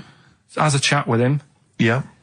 But doesn't get his name, doesn't get a phone number or anything. So to cut a long story short, the things are asked, right? So the reason she kills her own sister, is this something to do with finding out something about the man she met? Well, just answer the thing. Just why do you? Okay then. I'll answer it then. She went mental. He was a spy called Derek. What do you mean? Just answer it. Anyway, I'm testing Steve. Right. Well, she killed her own sister because her sister had stolen some money from her and was sleeping with her husband. Is that it? Well, I don't know. It's an answer. What's the answer on the paper? So, well, come on. Come on. Well, the answer is an answer is that she was hoping that the guy would appear at the funeral again. He'd go to the funeral. Right, that's not a proper psychological test. It's one of those stupid little shitty things. It's like a man goes into a field and dies. Why? His parachute didn't open. That's what I'm thinking. I'm surprised you learn anything. Oh, I love that. Romeo and Juliet. Oh, Juliet's a fish. He said she was hoping that the guy would appear again at a funeral. If you answered this correctly, you think like a psychopath. This was a test by a famous fella, right, who used it on killers, and most of the killers got the answer right. Did you also think that? Was that the answer that you gave when you first read it? No, I didn't know. But I wondered what you would have got. Good, so that's proof I'm not a psychopath. Yeah, but that's the point. But it's a psychological test for looking at something very, very specific. What's up with that? Well, what was the best that could happen? That he'd got it right, so he is a psychopath. We noticed today how much he's simian, isn't he? He's very strange, actually. We maybe should try and get a picture on the website, because Karl's arms are particularly chimp-like. It's very, very strange. Because he's got that he's got long downy hair. It's and not the like long extended knuckles. Yeah, and his totally round face that sort of the chin goes back and the dome of his cranium. I think, quite seriously, I know we sort of share about 98.5% of our genetic material with bonobos and chimpanzees, but I think he's got a little bit more. Yeah. I honestly think he's a little bit of a throwback. Just his line, they just kept to this sort of really the ugliest one in the cave and the tree, and he really didn't come out of it. I'm not saying you are, I don't think you are. Yeah, you're chimp-like. No, it does annoy me. My hair annoys me on my body and that. Because I've got like hair on my little toes and that. Have you? And on the legs. See your little toes, can you pick things up with them? No, it's tried. Okay. Well, that's the finale of this week's show. We're going to see if he can play a record and put the fader up From a tyre, while swinging in a tyre. Just using his hairy toes. Yeah. I've sort of got hair all the way, but then it just runs out where it should be. On the top of your head. Top of my head. It's just- And is this part of the reason why you're always uncomfortable about, being nude or around naked people? Is that partly the reason, do you think, because you look so grotesque? Well, when I'm on holiday, I don't really like wandering about without a top on unless, like, it's a quiet beach or whatever. Sure. So what would you normally wear? Need. Shirt I just and have tie? like a nice sort of light, summery, sort of linen shirt, maybe, just a few top buttons open. Yeah. But I don't like... The naked body isn't that nice anyway, is it? You know what I mean? Whatever it is, if you're a cat and you're shaved, you don't look that nice. Do you know what I mean? But with I think you'll find a cat is naked even with its fur on. Cats don't wear clothes. No, but what I mean is, a bald cat isn't that good. You know... I'm Ricky Gervais, Stephen Merchant, little Karl Pilkington. Yeah. A couple of emails. Different people have visited various tourist attractions. Oh, yeah. Let me see who's this from. I'm not quite sure. But thanks very much indeed for it. So, there's a link here. It's apparently in Devon. Barometer World. Brilliant. It's the world of barometers. It was established in 1979. And by one bloke who had a lot and thought, I can charge a quid for this, definitely. Here's the... Out of his own house, probably. Converted back scuttle. Exactly. Yeah, that's not a euphemism for a sexual act. But look at the webpage here, Rick. There's a picture of a beautiful barometer being held by a beautiful lady. Lovely. Who's definitely his daughter. Yes. Definitely. Come on, Kathy. Oh, that. Dad, no. Come on. Undo your top a little bit. Dad, definitely made to do that. Yeah. Oh, that slight look of I hope no one I know sees. Just checks out Barometer World. Barometer World. Yeah, that's available. If you want to check that out, www.barometerworld.com. That's now, all the barometers. Now, do they work? They're to do with checking, is it the air pressure? Well, everything. But I think that's what it's based on, isn't it? Sort of low and high pressure, so it's going to rain, it's not going to rain. Yeah. Or going to be windy, but I wonder how accurate they are. I think in the days before satellite sort of weather surveillance systems, probably essential. Yeah. Nowadays. As essential as hanging some seaweed out by the back door? Probably. I think it's probably similar. I think it's the same one as holding a needle and thread over a pregnant woman. If it goes clockwise, it'd be a boy. Yeah. Yeah. The thing about a barometer is how far into the future can it predict? Exactly. How do you know? If it's a case of you may as well stick your head out the window to see if it's raining. Exactly. This barometer goes, oh, it's going to be windy and rainy. When? The barometer goes, soonish. Yeah. So I can't say, but it will, well, within the 7 days. I don't want to be specific because you'll have me. Yeah, yeah. I don't. But I mean, I'm just a barometer. I'm not really a weather person. Analyse the information. Yeah, brilliant. What's in there? What's happening in there? What chemicals are being affected? How does it work? I don't know. I assume it's probably something. Wait a minute, let me email Barometer World. What could it be? It could be quite interesting. It could be mercury that's based on a sort of temperature. It goes up with.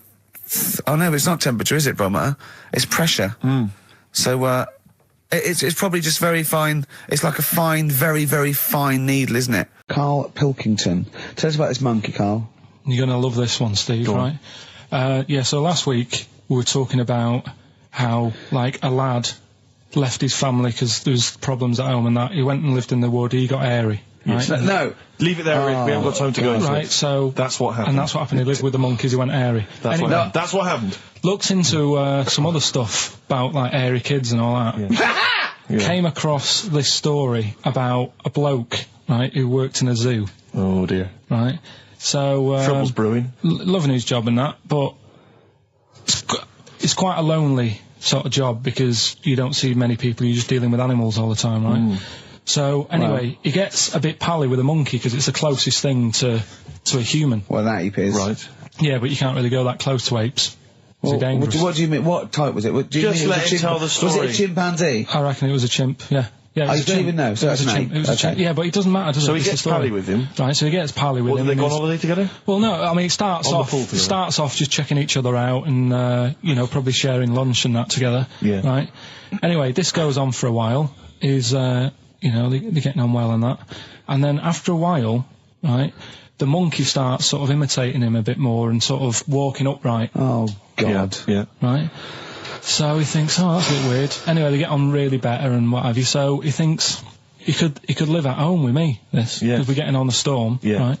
So he takes him home, and before is this the beginning of Beneath the Planet of the Apes? I think it is. I think you've seen this on video.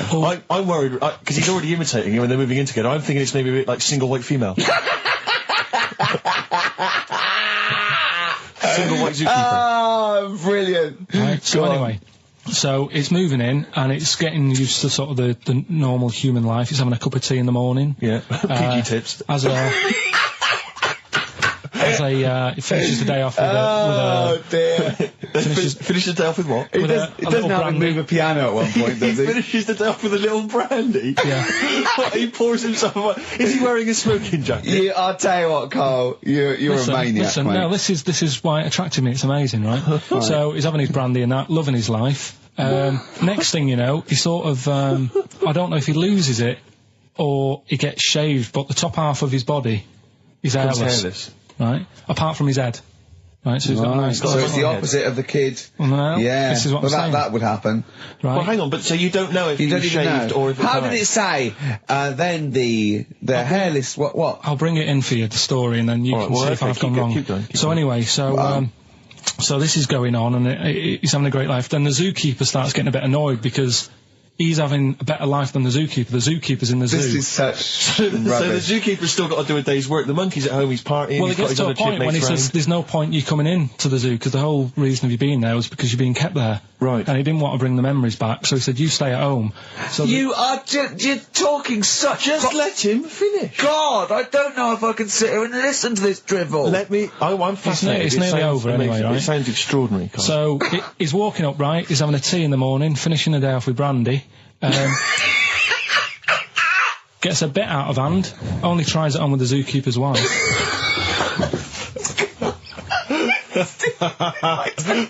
Make him go away, Steve. How does he do that? Well, because he's around humans a lot, he becomes a bit of a charmer. And, but what is it that he could do to seduce her? Pick fleas out of her? He didn't say. He was built. Yeah, he's well hung. So what about that? Wait, what do you mean, what about it, Carl? It's obviously not true. It's obviously not true. This wasn't on the internet. This was in a book. So it's not a quick joke and just put it on a website. This is in a book. I don't understand how... I love that he becomes a charmer. He's got better taste in brandy. Exactly. And What was it that he was doing that seduced her? I don't know. Maybe because he was at home more than the zookeeper was. But what would he be doing, Carl? He's not going to be talking with her. They're not going to be playing like Trivia Pursuit. Maybe she liked the silent type. He didn't go into that. He just said that's when the trouble started. Carl, play a record. Right. Is that what Suzanne did when she brought you in? Yeah, no, it's a slightly truncated show, isn't it, today, Carl? We've got I don't like change, and that's what's happened. I'm not. You don't, do you? You're like Rain Man. Yeah. He really is like Rain Man. Anything change, it's got to get in a little routine. You can't... I don't like to... I'm not like Suzanne's mum and dad and what have you, where routine cannot change no matter what. Like what? Well, we've talked about it where, you know, if it's a Tuesday, I'm having sausage, egg and chips no matter where I am. That's what they're like. Right. That's what they'll remember, actually. When I'm saying about stuff about Live 8 and all that, you know, people will remember. If people said to a dad... You know, you remember Live 8? Okay, what day was it on? Tuesday, when I had sausage and chips. Nothing changes. But the thing is, today, normally we have a bit of a, you know, I know what we're doing where and all that, and it's all sort of messed up. We don't usually know what we're doing where. We say, what should we do next? No, but I know, like, Rockbusters has been done early. Right. So that's normally done at about... That's really throwing you. I say, I just don't... I don't like all this change and that. It's messing about, innit? Rain Man. So what do you want now? But at the same time... I was thinking about this a couple of weeks ago. If you get, I mean, I think I read that like a big chunk of ice fell off one of the ice, what do you call them? Caps. Ice caps. Something like that. I think they said it's the size of the Empire State Building or something. Right. It snapped off and went into the water and it's melted. And they said, oh, it's bad news, you know, that something that size is melting. But the way I look at it, if something that size falls into the water, it's like a big ice cube. And it's gonna freeze it up again.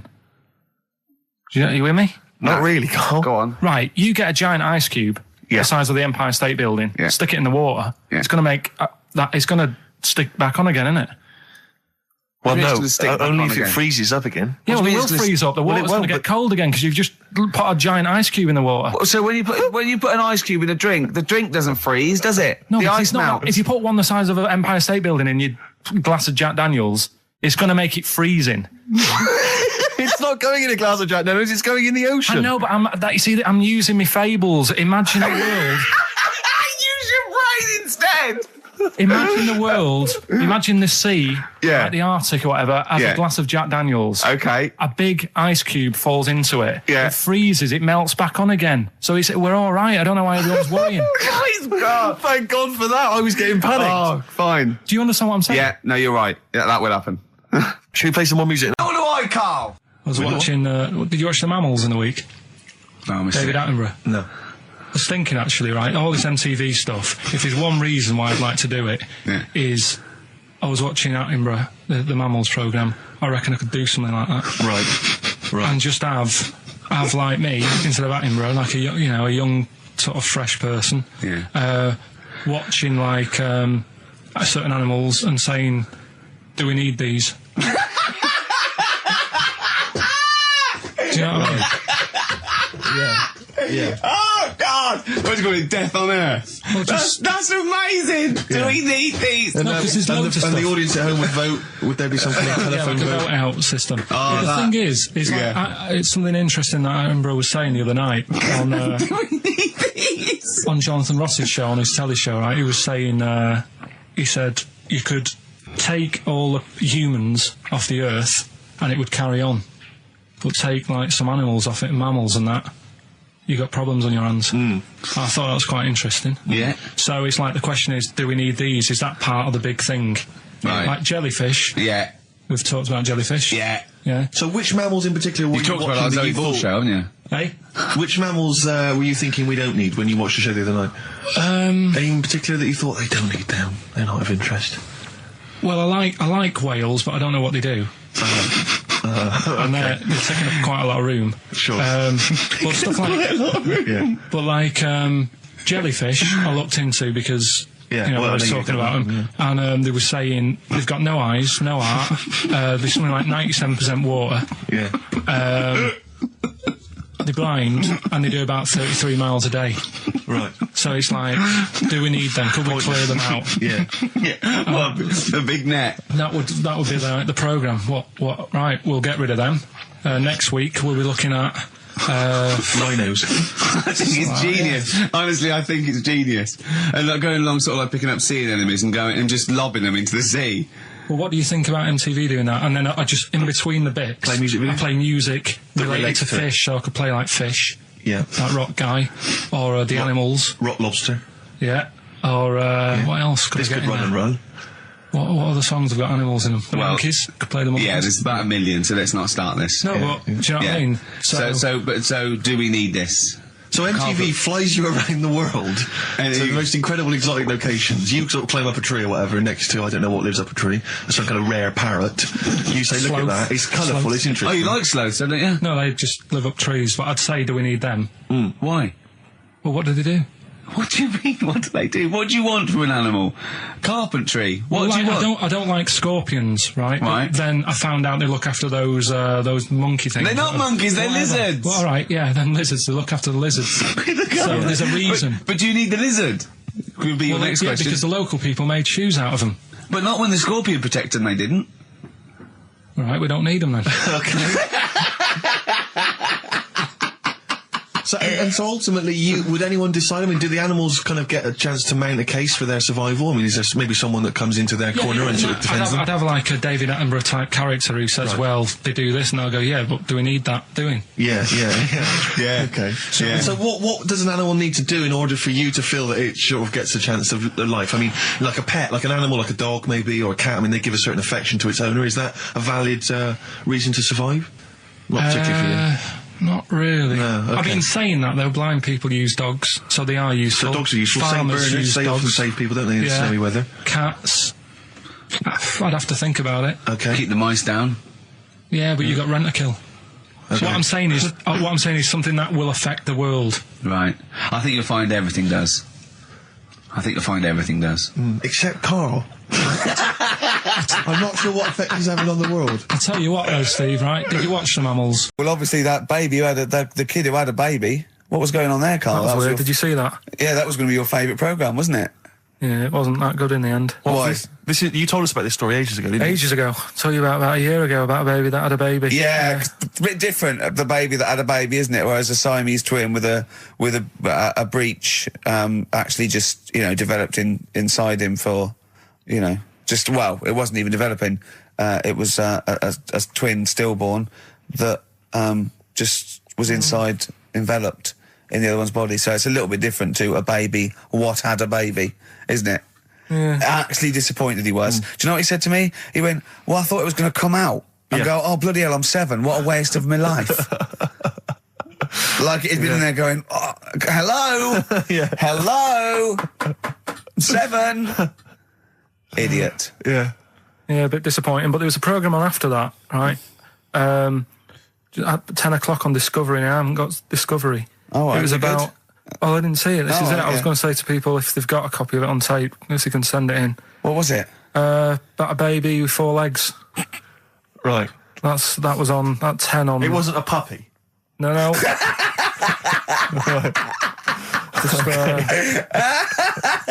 What's it doing up there?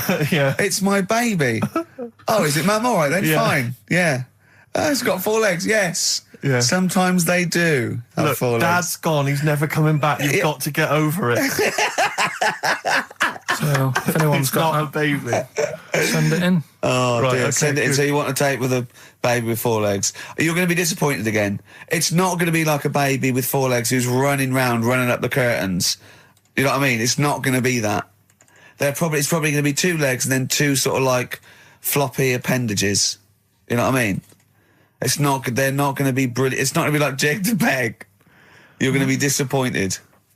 But I was in the cinema, this was not long ago, and I went to see that, I think I was off to see that film, Crouching Tiger, Hidden Dragon, or whatever it's called. You know, Well, they could be on the phone for that, because there's subtitles. So it's not going to ruin it, is it? Yeah, it wasn't her. I was sat next to another woman. She was crunching, a big fat woman. No, but he's got a good point there. Loads of people could be on the phone in there and it wouldn't sort of niggle you. Fine.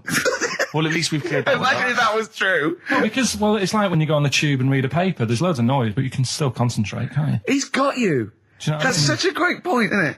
Right, yeah, because it's so easy to lose yourself in that magic realism world, with all the sound effects and music and surging, exciting noise, and there's a woman clattering on going, yeah, well, I'll probably meet you later, Stange. Should we get some Diamond White in and around by the park? Yeah. Switch off. I do it. Yeah, but we know what you're like, Carl. Yeah, you can switch off, Karl. It's like you can turn your ears off. That's the skill you have. It's not the ears, it's the behind the ears. Yeah. It's the process between the ears and the brain that you can switch off, so you can still hear all these things like a cat. But I was in the window, there was this woman sat next to me, she was a big fat one, she was crunching on some popcorn. Again, that's a crime. Why they're selling popcorn in cinemas? I don't understand why She the needs to noisiest... eat regularly, Why the noisiest food in a cinema? Yeah. I don't understand why that's come about. Yeah. It really makes me angry. Yeah. Exactly right. Smoothies. We want smoothies without straws. Exactly. The trailer for that film AI, Artificial Intelligence, came on. Do you remember that? And the tagline was, David is 11 years old. He weighs 60 pounds. He's 4'6" tall. He has brown hair. His love is real, but he is not. Oh, yeah. And she just went, how old was he again? To her boyfriend. Right? Just ruined everything. War film trailer comes on for some Pearl Harbor or something. She goes, yeah, I don't fancy that. Just announcing this, don't fancy that. Too many war films. So then the trailer, then the opening credit comes on for Crouching Tiger. Before that, that thing that comes up that says it's signed by the BBFC and it has the kind of certificate and everything, and that certificate to say what age you have to be. That came up, and it said Crouching Tiger, Hidden Dragon, in brackets subtitles. She went, it's not subtitled, is it? I thought this was the most famous foreign film for years. It won Oscars. It was a huge film. Everyone knew it was foreign. She goes, it went, and so the credits begin. It says Crouching Tiger, Hidden Dragon. She went, stupid name for a film. What? She just She wanted paid to see it. She was with her boyfriend. So then it starts, right? Obviously it's in Japanese or Mandarin or something. She's like, yeah, and they're all talking in Japanese. Japanese or Mandarin. Whatever it is. So they're speaking in this, Japanese language, Oriental language. And she's going, don't they sound stupid? Don't they sound stupid? She's going, and then the subtitles come up, and it's quite a weird kind of strange language they're talking. And she was going, can't make the subtitles out either. It's both gobbledygook. just wittering on every step of the film. I totally agree with you, but what I like in your telling of it, I know you start getting quite emotional. I'm genuinely livid. But she went Mandarin or Japanese, some other language. Well, I don't know what else. It's a strange language. It's a strange language. Well, anyway. Oh, dear. So then I moved. I climbed over several seats, made a big huff of, make a big show of moving. Yeah. Sat next to a guy on the phone, just chatting on the phone. Oh, I'd have gone mental at that. So now I hate that film. I didn't enjoy it. I don't like seeing it. I don't want to even think of it. It's subtitles, isn't it? Well, rubbish. That's why I get videos. Yeah. Also, can I send a big shout out to my grandparents, who I believe might be listening on their new digital radio? They're pretty high tech. Very West Country. Yeah. Are they the merchants of Bristol? Merchants, yeah. Props to them. Props to them, yeah. It's a slightly truncated show, isn't it, today, Karl? We've got Monkey News, I would trust. I don't like change, and that's what's happened. I'm not. You don't, do you? You're like Rain Man. Yeah. He really is like Rain Man. Anything change, it's got to get in a little routine. You can't. I don't like to. I'm not like Suzanne's mum and dad and what have you, where routine cannot change no matter what. Like what? Well, we've talked about it where if it's a Tuesday, I'm having sausage, egg and chips no matter where I am. That's what they're like. Right. That's what they'll remember, actually. When I'm saying about stuff about Live 8 and all that, people will remember. If people said to a dad, you remember Live 8? Okay, what day was it on? Tuesday. Well, I had sausage and chips. Nothing changes. But the thing is, today, normally we have a bit of a, I know what we're doing where and all that, and it's all sort of messed up. We don't usually know what we're doing where. We say, what should we do next? But I know, like, Rockbusters has been done early. Right. So that's normally done at that's about really throwing you. I say, I just don't. I don't like all this change and that. It's messing about, isn't it? Rain Man. So what do you want now? Well, what about Song with a Story? See, with the... Right, well, last week... Look at him, he's in a genuinely foul mood. No, he's actually rocking. Yeah. He's actually rocking like Rain Man as well. Last week we did, like you say, Eric Clapton. This is the section where we play a song with a story. I think every song, if it's a good song, it's got a story. You've got to listen to it, sort of, from the start. You get in the middle, you're going, oh, how's it going to end and all that. Yeah. You wait another minute, you know the ending, you're happy.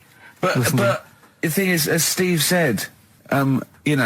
sometimes you're disappointed with it, so it's just not a good story. And as Steve said, I'm not sure you're finding what you need in a song for a story. Why don't you read a book, a novel? If you want a really good story that engrosses you, why don't you read a book? You're not going to get it from a pop song. I haven't got time for a book. Song's 3.5 minutes. And that's it, is it? And that satisfied you? Well, yeah, it gets you thinking for a few minutes, then you move on.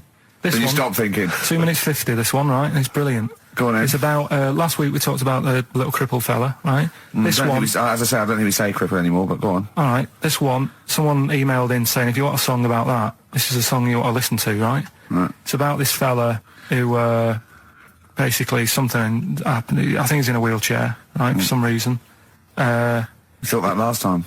His wife, likes going out. She doesn't take him with her when she goes out. Right. Is it Ruby, Don't Take Your Love to Town? Yeah. Brilliant song. Well, just play it then? Yeah, great song. All right. What do you mean? Oh, it's a good story. It starts off well and that. You're feeling sorry for him, but then he says, where's my gun? Yeah. Because she's a slut. Why? Because she's going off. Yeah, but what does he expect her to do? What? Just because he paralysed his legs fighting for his country, presumably in the Vietnam War, says that crazy Asian war. So he's gone, he's fought for his country, he's taken a bullet, he's come home, he can't walk, he should be a hero, and then his wife's going out putting it about downtown. Why do I never meet women like Ruby?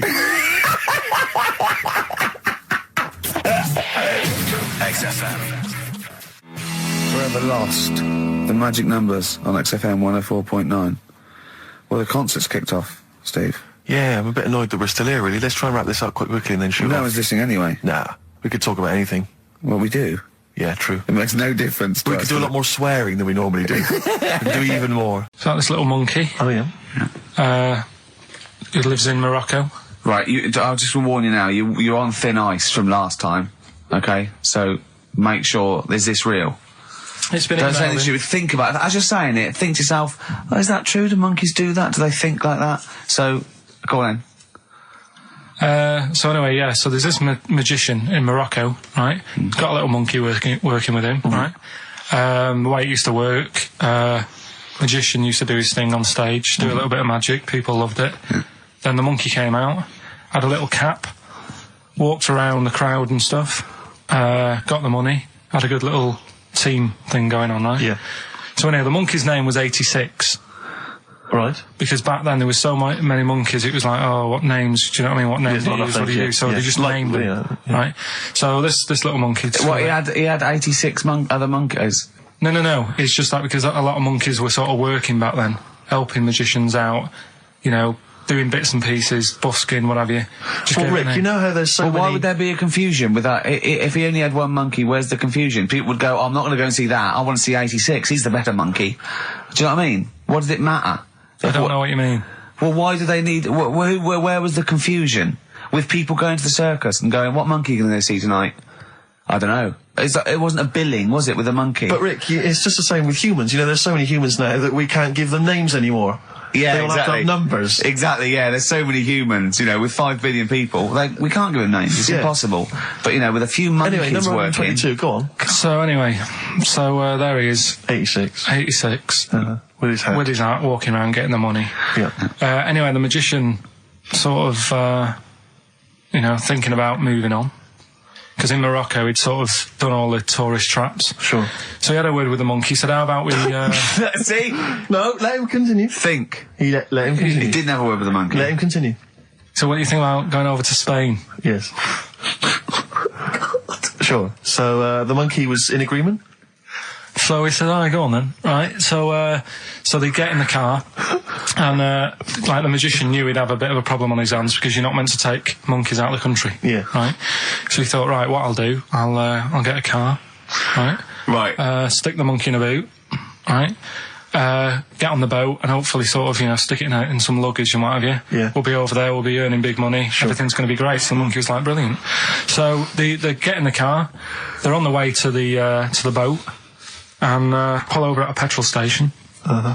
And just before filling it up, he opens up the boot and he goes, "You all right in there?" And it's like, yeah, it's sound.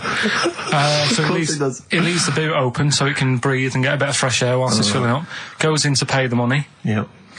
Pays the money, goes, I'm just paying for the... Right, this monkey is not going to drive away in that car, or we're never doing this feature again.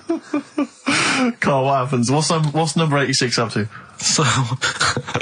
86. So, That's the ending, isn't it? That's the story. Come on, let Karl finish the story. It better not be. Brilliant. You're going to love it. Right, so he's in the petrol station, and he's going, right, I'll pay for pump 4. And the fella says, what are you talking about? Pump 4, isn't that a monkey? No. Sometimes I use numbers for monkeys, sometimes I use... No, I mean pump 4. Sure. So he says, what are you talking about? There's no car at pump 4. Right. Keep going. Sticks his head out of the door. Yeah. The monkey's giving it some. Went over to Spain on its own. I don't know what to do. Well, hang on, let's just get a couple of the facts right here. What do you mean, couple of the facts, right? There are no facts. So, number 86. Number 86 he drove to Spain. You are, honestly, Karl, you must know. It was an automatic. Right. Karl, you must know that is shit. There is no way a monkey... That's the thing with this feature, though. He gets stopped at customs. It's mental. How did he get through customs, Karl? Has he got a passport? No, he was sneaking about because he didn't have a passport. So he parked and then snuck through. Do you want the facts? Let me see it. Another holiday. Well, it wasn't holiday. Well, it was. You had 5 days off work. Why isn't it holiday? You had 5 days not working for a living. You know how many days holiday gets a year now? 29. Oh, that's more than teachers, isn't it? It makes me sick. It makes me sick. Well, I know the kind of hours you work, Rick. It's mad. I mean, if you're not in work by midday, you're furious. No, but I mean, I'm always... 29's normal for the normal working person. Yeah, but, you know... And anyway, it wasn't a proper holiday. I went to see my mum and dad. It's nice to see them and everything, but it's not holiday, is it? Why? It's not going away. It's not getting on a plane, is it? Going away. Oh, is that definitely a holiday? What happened before 1950? I don't know. People used to go... Yeah, exactly. People used to go to Blackpool or Brighton. That was holiday. Yeah, but I didn't Where did you go? Went to Wales. There you go. Lovely holiday. Lovely holiday. Have a holiday in Wales. That's what they say, innit? Come to Wales and have a holiday. That's what they say, innit? So come to Wales and meet your parents. Come to Wales and have a lovely holiday. Right. Well, anyway, it was good and that. It's always good to see him. Right? Yeah. But week off work. Do you know, like my mum likes gnomes and stuff. Yeah. Right. Of course she does. She's lived with one for 30 years. She said, get your dad to take us to this park where they've got 6-foot gnomes and stuff. Right. Have a walk about. Sounds like a nightmare. Yeah. Sounds like a living nightmare. Keep an eye on Karl. So anyway, he stood still for 2 minutes. Someone bought him. No. You can't buy them and that. It's like a little exhibition thing, right? And it's part of a hall, right? This big hall that you have to pay to get in. But we didn't want to see the hall. I just wanted to see the gnomes. Of course you did, yeah. So anyway, my dad says, yeah, well, we can get in there for free. Of course he did. Clever. Right? So we parked up on this little country lane, right? No one about. How much was it to go in? Like £2? About £3 each. Yeah. But he said, well, yeah, but if you don't have to pay, do you know what I mean? You enjoy it even more, don't you, when you're walking about and you're thinking, I've got this £3 in my pocket, no one's having it. Yeah. Right? No, looking over sort of for a bloke with a peak hat saying, can I see your ticket, please? I wouldn't enjoy it more, no. Go on. Yeah, but you don't worry about it, do you? You got a bit of money now then, Rick. You've changed. So anyway, so we had to walk across about 4 fields. For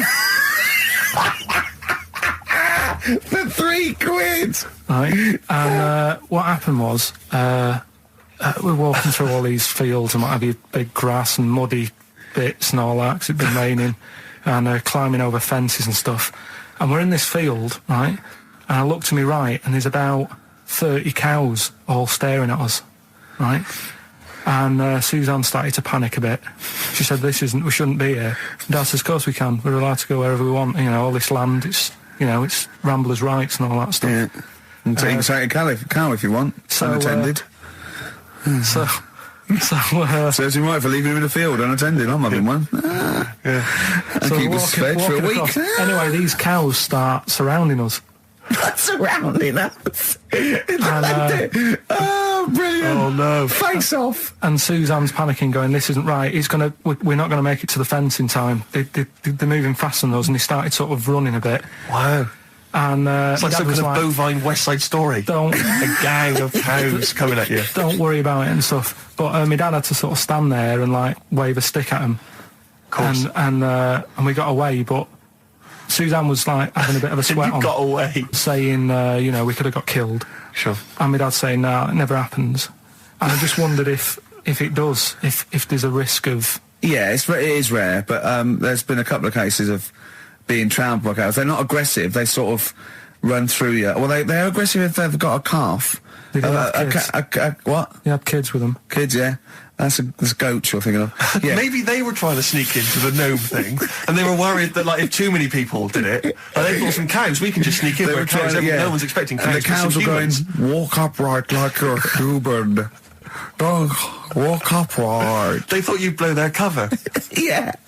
Yeah, people have been killed by cows before. Yeah, that was like the highlight, and then...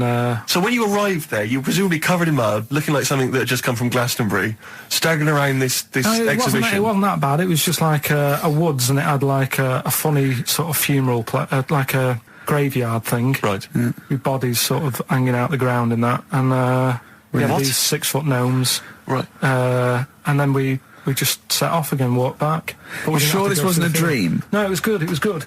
And can I just ask Karl how he got on over Christmas? Because the last time I spoke to him, you hadn't bought a present for your girlfriend. I had to say I was on tenterhooks all Christmas. Well, you changed it. After that show, I felt bad, even though I shouldn't have done, because... you hadn't bought your girlfriend a Christmas present? I said to you, I booked a table at a hotel in Covent Garden, had Christmas dinner there, which was nice, right? It's good food and everything. Didn't feel like enough to me. Well, then I went out and treated some stuff, and then... No. A couple of days before Christmas, he went, I took Suzanne to that hotel we're going to go to for Christmas dinner. We had tea and cakes. And I went, oh, you treated her? He went, no, she paid for it, but I was just showing her what it was going to be like. That was her extra treat. She paid for it. I love that. Brilliant. Yeah. Well, it was a dear. It was like 150 quid for a meal for two, which is pretty dear. So I'm not going to buy her cakes as well. All right, love, have anything you want. You pay for your own pudding. I'm not mental. Yeah. So you treated her to some other stuff. Yeah, some bits and bobs. What, so she chose them and you paid for them? What, the presents? Yeah. No, or you chose them and she paid for them, but, you know, it's the thought that counts. I got them on the way home that Saturday. Well done. And what did you buy? Shops. Well, just some bits. It might be personal, Steve. Well, I don't care. Just some bits. Yeah, Just but bits and pieces. leave out the personal bits. What bits? Just little things. And then yesterday, right? A monkey wrench and a new washer for the shower. Yeah. Some recordable CDs that you need for your job. Oh, So, dear. now, when you gave those presents to her, did her face light up? Right. I don't want to tell you what they were, right? But she wasn't that impressed. You're going to tell us what they were now, tell us what they are. You even know what they are. She told you on Christmas Day. Hold on, wait a minute. But it doesn't matter what they are. It does matter what they it are. Doesn't. It doesn't. It does, Carl. It's you, mate. Of course it doesn't matter. Oh, God! Have you just remembered? Yeah! Right, but there's no need. I've got to tell him, Carl. I really want your permission because I don't want to be I know it's not, but we know it's not that embarrassing. It's really quite sweet. Yeah, but in a way, right, the way I look at it is, right, Christmas, even when I was a little kid, right, is not... Please let me tell him, Carl. Well, let me just tell you first, though. Oh. Let me tell you why I didn't go all out on the old present front. All right. Justify yourself. Right? First of all, I've covered it up since then anyway, right, with that present, because I bought her some shoes yesterday, and she did say, I'll give you the money for them, but when I get home, I said, it's all right. I said, you can have them, right? So not only did I buy her some food on Christmas Day, I got her shoes. She's probably had a total... And they feel like a horse. Yeah. It's not like, yeah, there you go, there's your shoes, there's your food, right, bed down, see you later. Yeah, but what I'm saying is she's done... fed and clothed. Yeah, did you comb her hair? She's done well this year, right? So... The thing is, done well this year. It's like you're a single parent living on a council estate with a smack problem, and you still managed to buy them some Lego. When I was a kid, right, it wasn't about what you got. I remember one year when I was about 8. Right, oh, it's going to make me cry, isn't it? This? No, it's not. I'm just saying the way it is. Right, I woke up at about 4 in the morning. I was like, oh, what forgot? And I couldn't sleep. I was that on edge. It's the excitement of Christmas, isn't it? It's like, oh, what's wrapped up? I need to know. Sure. Yeah. And it's the fact that people are saying, no, you won't know until tomorrow. Yes. Sure. That annoys you and winds you up. Okay. So I got up at 4 in the morning, opened my presents, and then went, right, I know now, went back to bed, had a great sleep. Yes. Right? So it's nothing to do with the excitement of what you get. It's the excitement of not knowing what you've got. And then what happened when you got up to go down with the presents? What you're saying to me is that you could wrap up a brick because the thrill of Christmas is in hoping and being excited about what it is, not the actual gift itself. Yeah. Is that what you did? Did you get a brick? No, let me tell you now what he got. He got her a present, right? And she said, she came. I said, yeah, he got me. It was an industrial-sized packet of condoms. It was a joke gift. No, it wasn't a joke gift. It wasn't even a joke. I went home that Saturday after here, past Boots, thought, might have something in here. They were on, like, some value. Right, you passed the makeup. Were they used?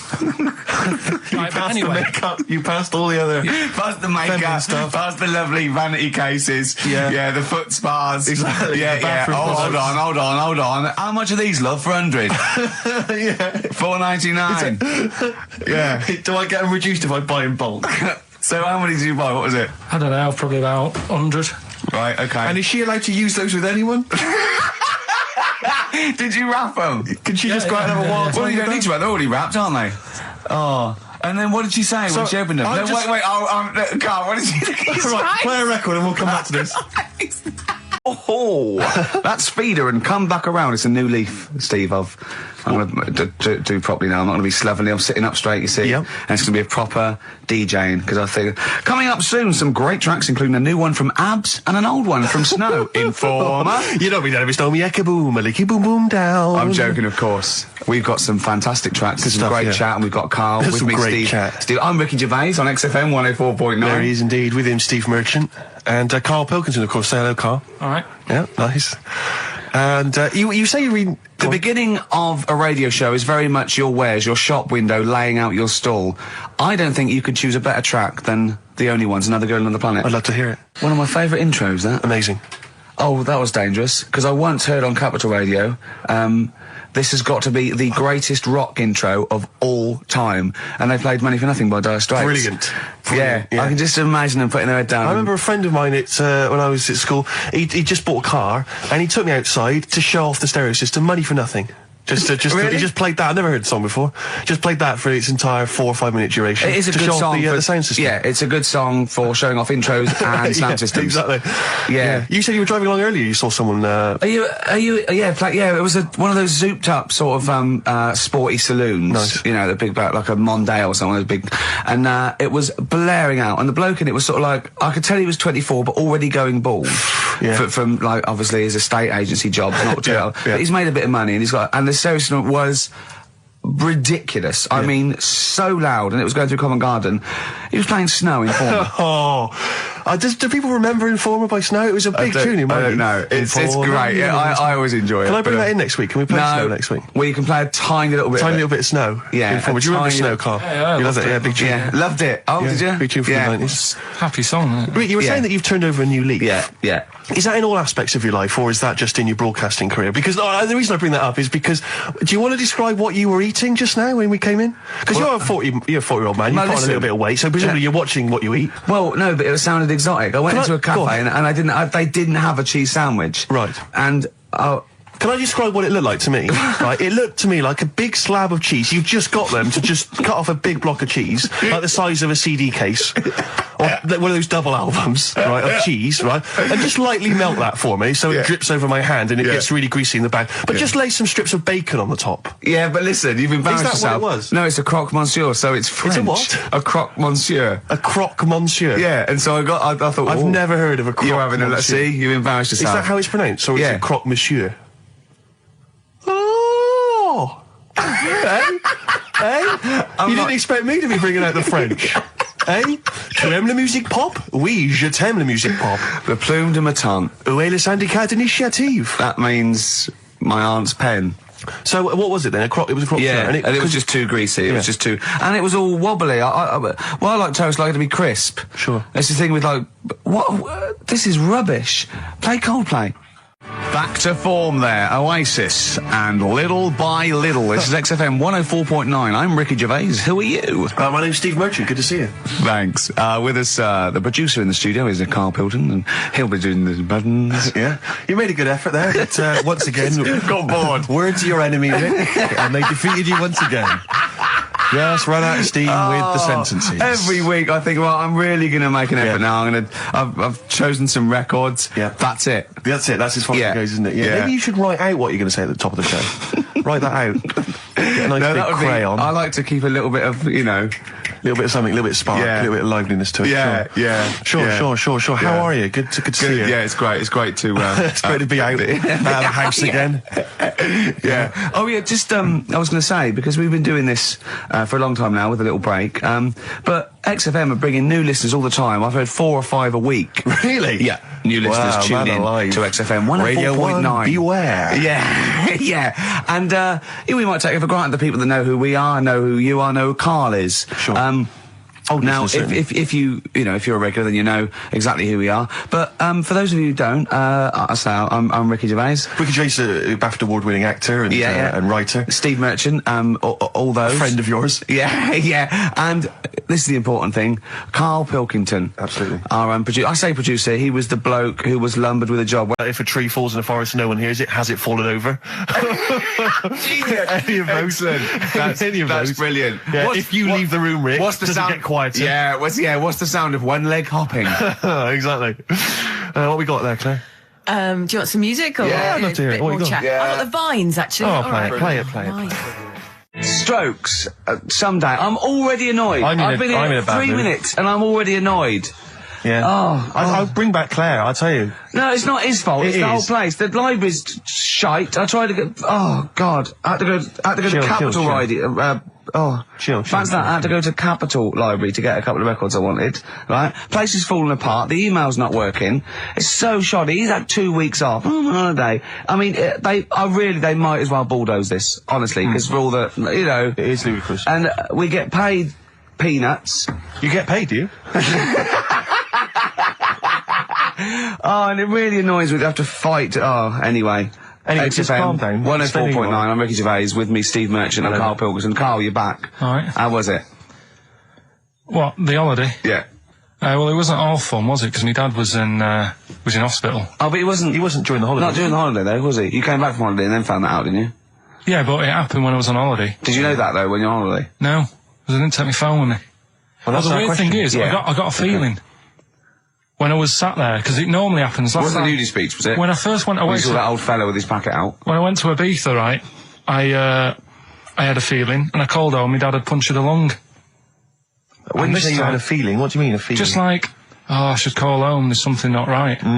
But this time, a very specific feeling. How did that manifest itself? How did you get that? What kind of feeling? Is that tingling thing? I'm getting a bit of a lung feeling. Yeah. A bit of a dad lung feeling. That feels like a punctured lung. Hold on. Anyway. But anyway, the holiday was good. We talked about it last week. Well, let's probe Karl about his holiday, because that's the sort of thing that audiences will stay tuned for, Rick, I'm pretty certain. Yeah, sure. Find out about you know more about this radio business than me. You know, you've hooked them already. Indeed, yeah. Well, also, I'm thinking we've got nothing. Now. We may as well save that. No, I resent it. I used to put a lot of work in, but then I think of the money, which is, for me, pretty shoddy. Well, you know what I mean? I don't usually get out of bed for a lot of cash. Well, exactly, yeah. And, the whole thing is, the whole setup. It was raining today. I thought I should have a cabin. And then the sun came out, so I walked in again. Ah, dear. How are you? But, I'll tell you what, I got a bit criticised last week as well, that I only played ballads and the same songs, so I'm gonna rock out this week. I've been down to the Capitol Library to get some good tunes. And, what about a little bit of AC/DC? Took me all night long. Let's hear it. Doves, Caught by the River on XFM 104.9. I'm Ricky Gervais, Steve Merchant, hello, Karl Pilkington and everything. No, I'm going to be honest with you. Go on. A little bit hungover, didn't feel very well. Yeah. I don't know if I'm hungover or still a bit drunk. I don't feel... You sound like you're still a bit drunk. Yeah, so what I'm worried about... You do every week, so... But what I'm worried about is that the standard will slip. If I'm not right on the ball. And the other thing is, I haven't had a lot of time to prepare the show today. So I don't feel, 100%. Yeah. I haven't done the Karl. Right. Look. Have you finished that sentence? I don't make me laugh because it hurts as well. And there's another side effect to me being a little bit hungover or drunk or whatever, right, is that I can be annoying.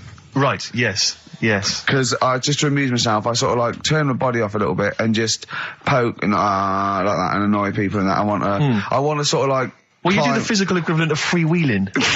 Don't you? You just I sort of want to climb on Karl and go to sleep on him. Yes. Do you know what I mean? Yes. They both annoy him and it'd be comfortable. Yes.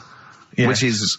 can be annoying. Just a little thing, just to make this show a bit easier. If you'd put your hand up when you want one of us to speak, because I'm not quite sure when the sentences are finished. The hands are up. Okay, good. So the hands are up. Okay. Good. All right. Okay. Are you going to just keep them up the rest of the show, or no? Karl, do what you. Huh? Good. All right. Do you want to? I mean, is there an excuse as to why you're a bit hungover? Too much wine. Okay. Last night, yeah. Good. Thanks for that. Because this is the only work you've got to do all week, isn't it? Unless I'm very much mistaken. You don't have to do anything. You just sit at home eating cheese. Yeah. And then occasionally you do a bit of sort of shadow boxing. And that's exercise. And then you sit and watch TV. Yeah. Is that roughly what you did this week? Yeah. So this is the only 2 hours you had to do anything for all week. This is you had to prepare for this. Yeah, but who can plan a hangover? Right. You'd think